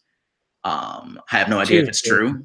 Too soon. We need at least Avengers before. Like, well, we're gonna get, but I mean, think about it. That one comes out like what, a month or something, or a couple months after Avengers. That's true. I guess that's fair. So, I mean, you got to think about it. But yeah, if we get it before Avengers, that's dumb. Yeah. Right. Also, I don't know if you can put it on the screen, Aiden, but there was a set photo. I don't know if it was leaked or just released of David Harbour, how do you say it, as Hellboy. He looks pretty sweet. Wow, he looks the exact same as Ron Perlman. Wow. Right. Yeah. I don't know why they got a new actor. He looks pretty sweet. What's funny to me is that this set kind of reminds me of the Aquaman set photos. I don't know if it's also on a ship or anything. What is that like clarity color? That looks like Alex. That looks like your old photos, like where you would have like the 2 colored lights on each side. You know what I'm talking about? Yeah. I know what you're talking about. I'm not roasting. No. Yeah, reminds me. Yeah, I know what you're talking about. Also, Jude Law's character in Captain Marvel was leaked because of Funko Pop. It's always the toy companies. He was leaked to actually be playing Jan Rog, who is a villain, instead of Marvel, the original Captain Marvel. So I don't know if that's going to be like a twist in the movie that we think he's Marvel, but really he's Jan Rog, or if we know that he's him the whole time. No, I thought that was interesting because the whole time everybody was thinking that he was Marvel. So yeah, for sure. Even I did. Also, I don't know if this is really big news, but Adult Swim and Crunchyroll are working on a Blade Runner animated series. I don't know if you guys ever seen either of the movies. I liked the second one. It could have been the edit of the first one that I saw, but I wasn't really fond of it. There are like 7 different edits for the original Blade Runner film, so I could have just saw like a not very entertaining one. But the second movie I actually really liked. I thought that was really dope. But there was that, and the Russo brothers have said that after Avengers 4, the only other superhero movie that they probably want to do is Secret Wars, I think they said. So that's probably that's probably. I want to see them do Secret Invasion is what I want to see them do. Oh, that would be so sick. One thing that I kind of was bummed about with Winter Soldier is that I feel like they kind of used a lot of Secret Invasion elements. Like, I feel like that's where this story is going to go. I feel like that's where the MCU is going next, is Secret Invasion, in my opinion. Yeah. Because the Skrulls are going to be in Captain Marvel. Where do you go after Infinity War? You can't be like, and now an even bigger intergalactic threat. Like, right, yeah. It's more. I feel like, I mean, it is galactic, but I feel like it's like more grounded in Earth. Does that make sense? Yeah, for real. Yeah, but like, Hawkeye's been a Skrull. Right, bro. I've been seeing a theory that Rhodey is a Skrull, and it's just too good, bro. Like, I may have to link you the video, but it's actually a really good theory. Anyway, Warner Bros. Is developing a Blue Beetle movie with Jaime Reyes as the Blue Beetle. Okay. You still haven't announced Man of Steel 2, and your direction is horrible. That's not happening. Man of Steel is not happening. It's just so weird, whatever's going on over there. It's like they have no idea what they want to do. For real. And then I saw something. This isn't really news, but I saw something that said, it was a Black Panther meme that said, "Get these men a Netflix series," and it was the Teenage Mutant Ninja Turtles. And I was like, bro, if we had a Teenage Mutant Ninja Turtle series along the lines of Daredevil, that would be so sick. You know, like. But how do you do them? Like, are they suits or CG? Because CG is too expensive, and how would suits look good? Or are they animated? I would love an anime. I was just about to say that. I would love an animated one because I love the 2003 series, and that's pretty dark. But if they like made it more like the comics. Yeah, I don't know how I feel about animated because I'm just as soon as I saw that, I just saw like a Daredevil type thing, but I don't know how they would handle the turtles. Make it animated, bro. Yeah, but I just love the idea of just seeing like somebody like a Casey Jones just fighting in like grimy streets on a Netflix. Like just do like a TVMA version of Ninja Turtles on Netflix. That would be so sick. Have you read the original like IDW comics for Turtles? I read a few of them, I believe. They're so good, and they're like, I mean, I think you can get a pretty dark tone from those comics, even if it's animated. I don't think that would be a smart business move, though. That would be kind of like making like, you know, like a R-rated Spider-Man movie or something. Like there's too many kids. There's too many kids that would want to see it, and then parents would turn it on, and then you just see somebody's face get like bashed in, and then it's like, okay, you know, I think there'd be a whole lot of backlash. Give me a turtle anime, bro. Give me the Castlevania treatment. Right? Yeah, like I guess that would be cool. Yeah. So there was that. I just thought that would be super dope if that were to happen. You know, a Turtles Netflix series. Okay, let me see if there's anything to talk about. I have like two little things before the big thing also. Yeah, okay. The last thing, I sent it to you on Instagram, Aiden. Do you want me to pull it up? Yeah. Wow. So that's cool. You sent it to Aiden. That's cool. I mean, it's whatever. I sent it to Aiden before he messed up and ended the live. It's true. But anyway, so there was this guy that apparently did some fight choreography concept for Iron Fist season 3, I believe, or one of the previous seasons, and it was so good. If Aiden can pull it up. I don't know if I can. I'm trying to find it my way into my messages, but I don't know if I can, but I'll try. Yeah, it is on Instagram. But it looks so dope. It just really showed speed, and it actually looked like how you would think Iron Fist would fight. It's like, bro, I don't know why they didn't get this guy for the very first season, and also get some better writers, and also cast a better actor for Iron Fist. You know, let's see and not get canceled. You know, we're hearing it and cannot see it. Yeah, it's like, what the heck? But yeah, he asked people to get him to 10K followers, and then he would release a full version. And he released a full version. I haven't seen it yet, but I just saw the snippet and I thought it was super dope. So I would have loved to have seen that. Yeah, hey, do you having trouble pulling it up or something? Or oh my god, what's wrong with me? I wasn't screen sharing.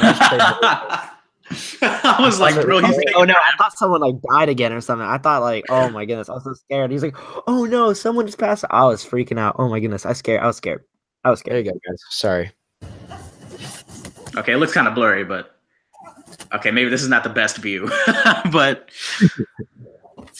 it looks super sick in person. Just go to this guy's Instagram. Oh, I bet it does. It does. it looks super sick. Anyway, so what did you have before the big thing, Aiden? Okay, so first thing was, Finn, did you see Crimes Against Grindelwald yet?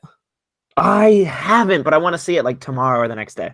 It's really, really good. Like I'd say 4.5 out of 5 for me. What did you rate the first one?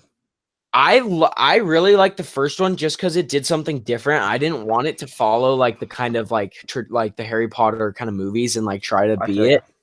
And I kind of like the expansion on the Wizarding World. And like, I don't know if you read the books, Finn, but like I liked the Grindelwald that was like kind of sort of in there, but they really expanded on them in here. The Harry Potter books. Oh yeah, love them. Favorite books ever. Yeah, I gave the first one like a 2.5. I thought it was all right. It was cool. Same for me. If you like the Grindelwald like storyline in the Deathly Hallows and stuff, then you'll yeah. because it's really, really like good. But yeah, so I like that. And then we also got, let me see if I can screen share this real fast because this was something big for me. I loved this. But here we go. Oh, nope, wrong thing. Boom. So yeah, we got this trailer, and like this is like I love Lion King. Why are they calling it live action though? Is my problem. Like, are you serious, bro? What else do you want to call it? What else do you want to call it? Ash? Just call it a freaking Lion King reboot. It's not live action. It's freaking CGI. It's supposed to look like it's in the real, like it's set in the real world. It's like it's set in it's real life. It's real environments with animated stuff in it. If they were humans in it, then you can call it live action. You really nitpicking like that? Okay, but like you can't say that this does not look like a real lion. I mean, it looks like a real lion, but is it a real lion? Is it a real lion though? That's my issue with it. But no, I think it looks dope. I think it looks dope. All jokes aside, I think it looks really dope.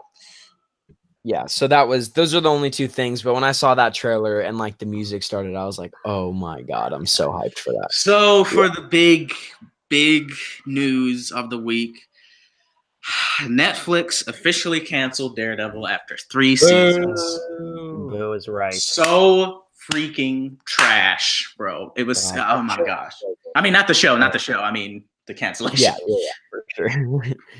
That was definitely my favorite show on television, one of my favorite shows of all time. And, you know, as I've mentioned before, I want to be a filmmaker. That show is how I want to make films. The action, the acting, just everything about it. The characters were fantastic. That whole last scene when he's like, oh, with Kingpin, and he's like yelling at Kingpin about like how he beat him, and it's so good. Yeah. The acting is so good. Yeah. I think what people have said before, and I kind of agree, that at least it has been canceled at a note where that's a pretty decent ending. Yeah. You know? I mean, although I still wanted to see freaking Bullseye, and I wanted him to shave his head and put the target on his forehead and crap, and I wanted him to have a suit and throw a freaking playing card once. Jesus. But jeez, Alex. You know how I like Bullseye, bro. So I was mad. About that too. But man, it's disappointing. And a lot of people have been saying, oh, it's going to be on the Disney streaming service. Oh, it's going to be on the Disney streaming service. That's kind of up in the air.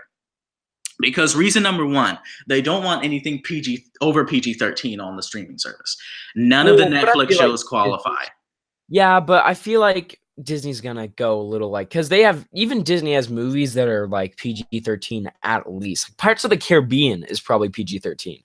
Yeah. So I have a feeling they're gonna be doing like some little stuff, and I wouldn't surprise me if they brought it back. But like, I also, again, Disney's more geared towards kids, so it's gonna be. Also, another reason is that it seems like Netflix canceled it on their own terms and not Disney trying to pull it. You know, it's like a middle finger to Disney.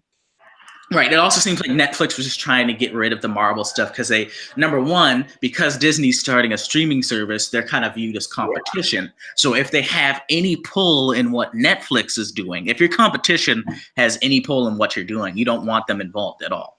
So that's true. That could be another kind of damper on it being picked up by Disney.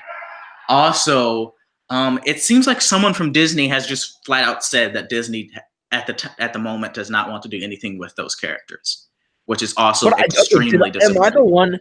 Did anyone else see that Marvel tweeted or did something that said like there will be more Daredevil adventures to come? Right. Yeah. They did say that, but they could just be talking about the comic books or he freaking shows up in a cartoon or something. I think they did something similar with that, with like the comics when they canceled Iron Fist. Right. Yeah. So it's boo boo. Also, all the other shows are definitely gone now. Like they're definitely, as soon as their seasons roll by, they're definitely going to be canceled because there's no reason to cancel Daredevil unless you're getting rid of all of them. You know what I mean? True. Like there's no reason to keep Jessica Jones. There's no reason to keep Punisher because neither of them had as large of an audience as Daredevil. And I mean, you just canceled the best Marvel show that you had. You know, like the most consistently well received and most consistently watched Marvel show. Yeah. So there's no reason to keep the other two. So they're definitely gone. So I'm holding out hope that either Disney will just put it on their streaming service, or if they don't want them, they'll put them on Hulu because Disney has stakes in Hulu. Or at the very least, we get to see them in a movie. Now, the one that has the most chance to be seen in a movie is Daredevil. And I really want to see him in a Spider-Man movie. You know, kind of like how they did Iron Man almost. I want to see Daredevil and Kingpin.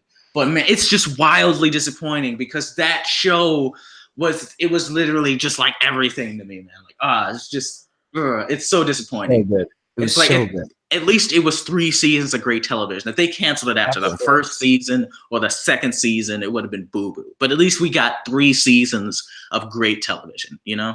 Yep, it's true. Yeah, I don't know if you guys had any thoughts. It's a huge bummer. I mean, the first season is one of my favorite seasons, period, of anything. But like, I thought season 3 was almost as good.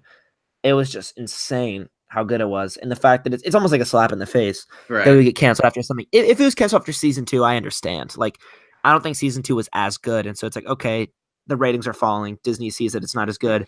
They're pulling the plug. Like, but like after something so good, oh my goodness, it's heartbreaking. Yeah, it's just really sad. Yep. Feel the same way. Are we good? Are we going into critiques? For the last bit of news, actually, Disney did announce, though, that the Vision and Scarlet Witch show for their Disney Plus thing will be called Vision and Scarlet Witch. Why did they announce that the day Daredevil got canceled? Like, anyone freaking cared. Like, I can't think of a show I want to watch. I didn't even hear that news because I probably just muted it out because Daredevil was canceled. It's so boo-boo. But yeah, we can go on to the critiques now. That was the last. Oh, I don't know if you wanted to put the meme on the screen, Aiden. Which one? the Kingpin one. I mean, I don't know if it's really necessary, but we'll put both on the screen because I love both of them. They're so funny. Also, okay. After that, check out. I just posted something. My post for today in the ACBA page. I want you to both go like it. Well, if I don't like it, then why would I hit the like button? It was the Batman shot that I showed you guys the seaside of. Bro, I just really want you to paint that van, bro. Bro, leave me alone. Just paint the van.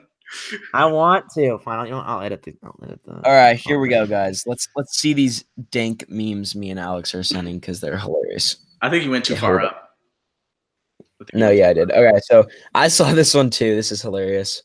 Just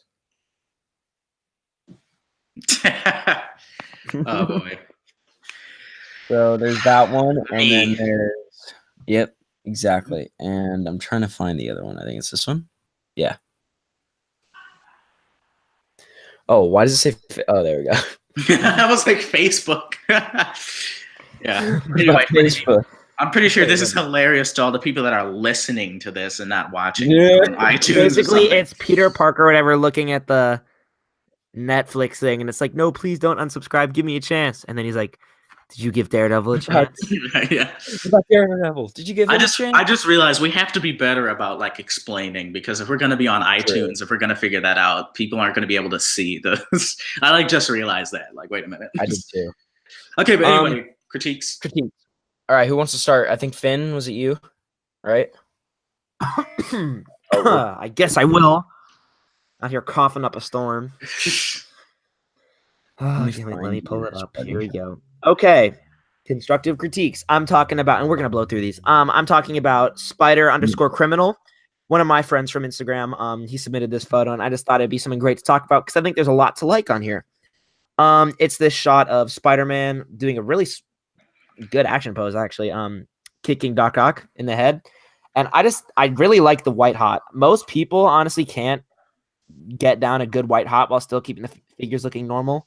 The only problem I see with the white hot is in the bottom right.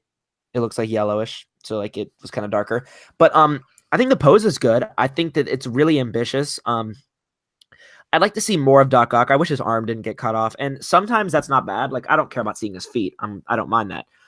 But like, I kind of wish I could see his arm, or like that his arms were more in the shot. But I really like the Spider-Man pose. I would have maybe adjusted the little webs a little bit. I don't like how there's like that little like hook at the end of it, like that little loop. Yeah.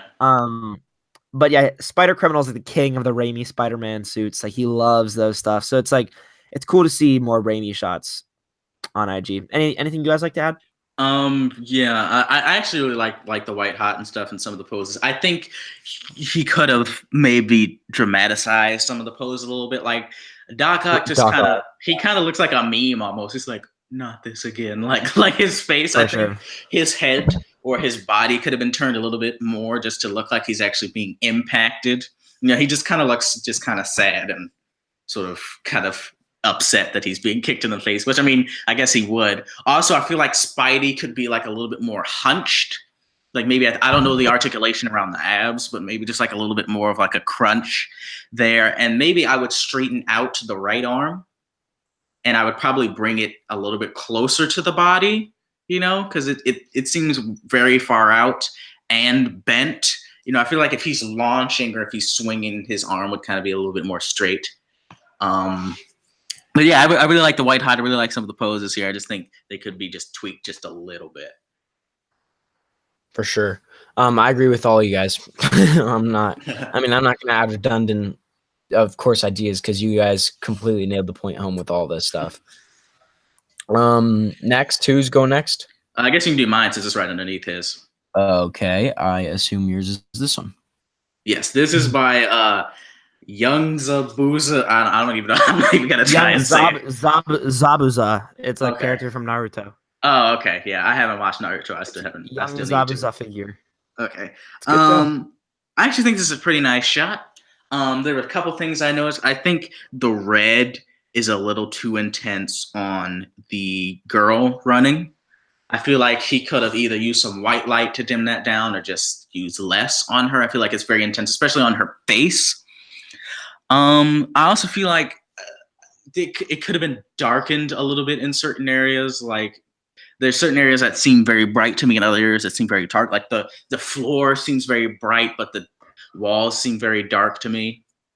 I also think that maybe Pennywise's pose could have been a little bit more dramatized for me. He seems very vanilla.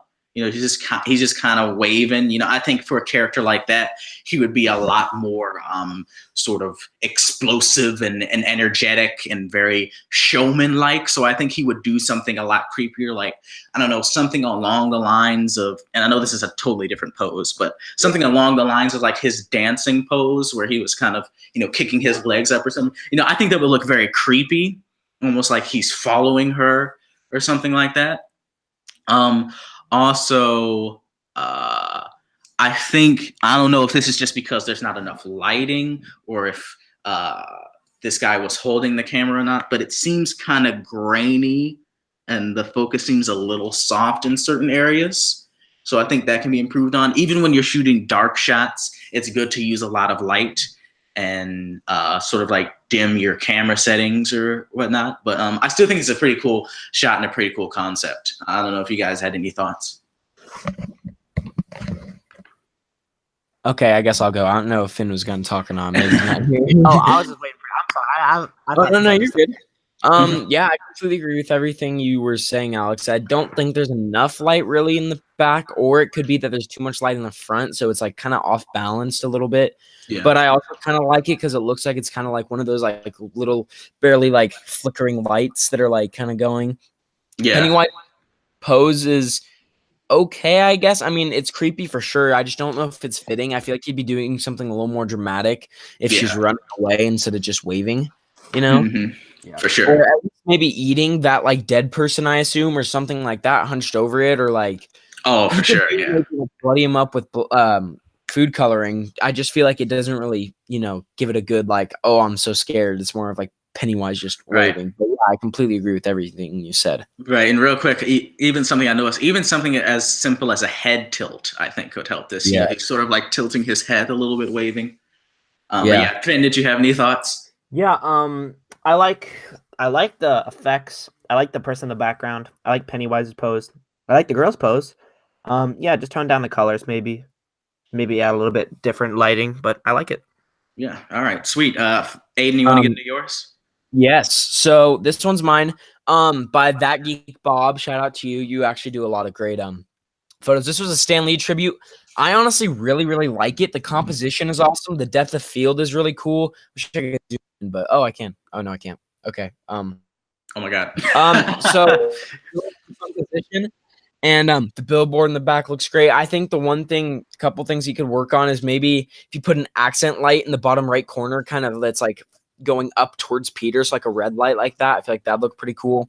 The blue in the back illuminating if you're using black felt or black poster board, whatever that is. So try to get it off that black so it's more of an infinite black. Maybe get like a cutout or like buy one of those moons and put them on the black background. That would look pretty cool. And maybe have a little more light instead of just that one blue light on the city, just like maybe some light like down lower so it looks like it's actually kind of like a city bustling with movement instead of kind of like, I guess the city looks a little plain in this shot. If like you had some more lights down below or like, you know, some accent lights going up from the like street level to him, it'd look a little like better and look like it really is like a bustling street at night. But I really like the pose, the unmasked Spidey head. It looks really good. You guys?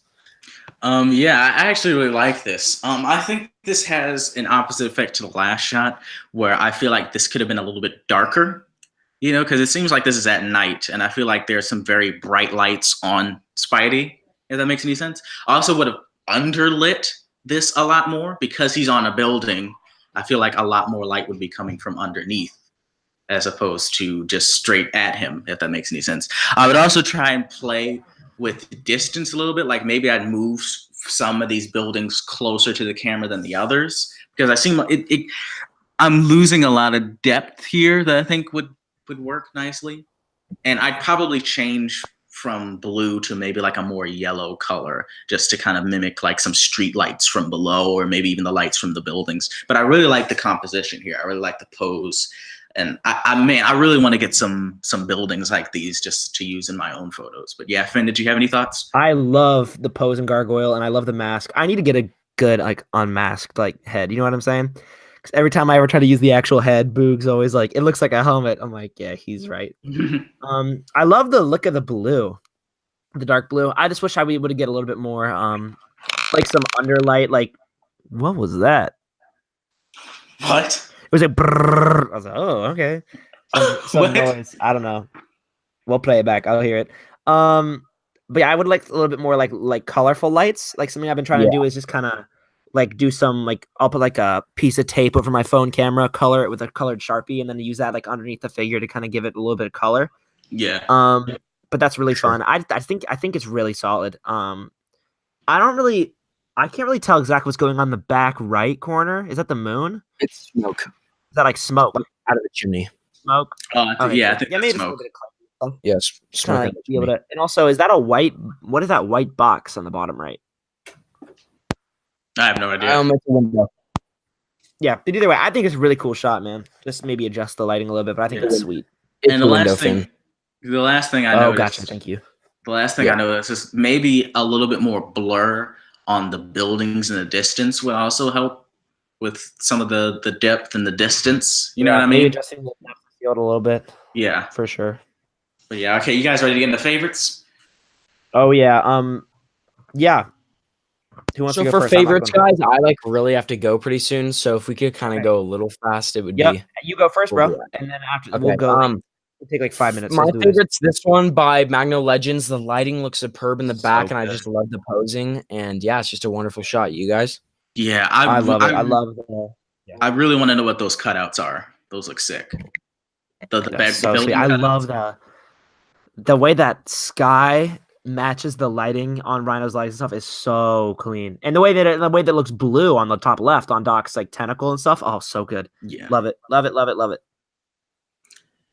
All right, who wants to get into theirs next? Alex, you're going. All right. So mine is by Black Lantern, and I don't know if you can pull it up, Aiden. It was phenomenal. Now, Finn got on me a little bit for being basic for picking for favorites. Basic Alex picking one of the only one of the greatest ACBA shots ever made for your favorite. Yeah, I mean, so cool. For real, man, it's criminal not to pick this. I don't know. Can anybody pull it up? No. Yes. No.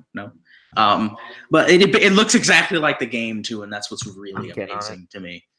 Yeah. So describe what it is while I pull it up. Yeah. So it's Spider-Man sitting on some part of a building. I can't exactly tell what it is, but he's looking down on a truck full of barrels. And is he like sitting on a water tower? I think. I don't know. It kind of looks like one, but it kind of looks like a misshapen version. I'm not sure. But there's people walking on the streets, and if you go to his Instagram, you can see it, and it looks so surreal and so fantastic. Like I feel like I'm actually looking at Spider-Man, looking at a real like thriving world. There's cars. There's a big truck. Like I said, there's civilians doing things. They're walking. They have places to be. There's like many stories here, and that's one of the things I really like. And Spider-Man is just kind of watching over them. It just looks so great. I think it's just a sick photo. It's one of my favorites that he's done. Probably my favorite that he's done. Can you see it, Alex? I can't see it on the screen yet. No. Interesting. Yeah. Well, anyway, I tried. Yeah, he tried. He tried, viewers. He tried. I tried it. But yeah, I love it. I think it's such a clean shot. If anybody follows the ACBA page or my page, I'm gonna be posting it later today. But I was so inspired by it that I did like an homage to it with Batman that I thought, because I'm like, it is just such a good shot that it inspired me so much. Like it is the pinnacle of like diorama shots. You know what I mean? Yeah, for sure. It's just so sick. It's he and Boog with their little city building setups they're killing me over here, man. I'm like, I want to do that so bad. They're awesome. But yeah, so I don't know where Aiden is. He's probably dealing with stuff. So we can just get into mine really quick. And I'll probably throw in the images in post. I did a picture by Third's World. I picked. It's also so it's TH and then the letter 3 Third's World. So like Third's World.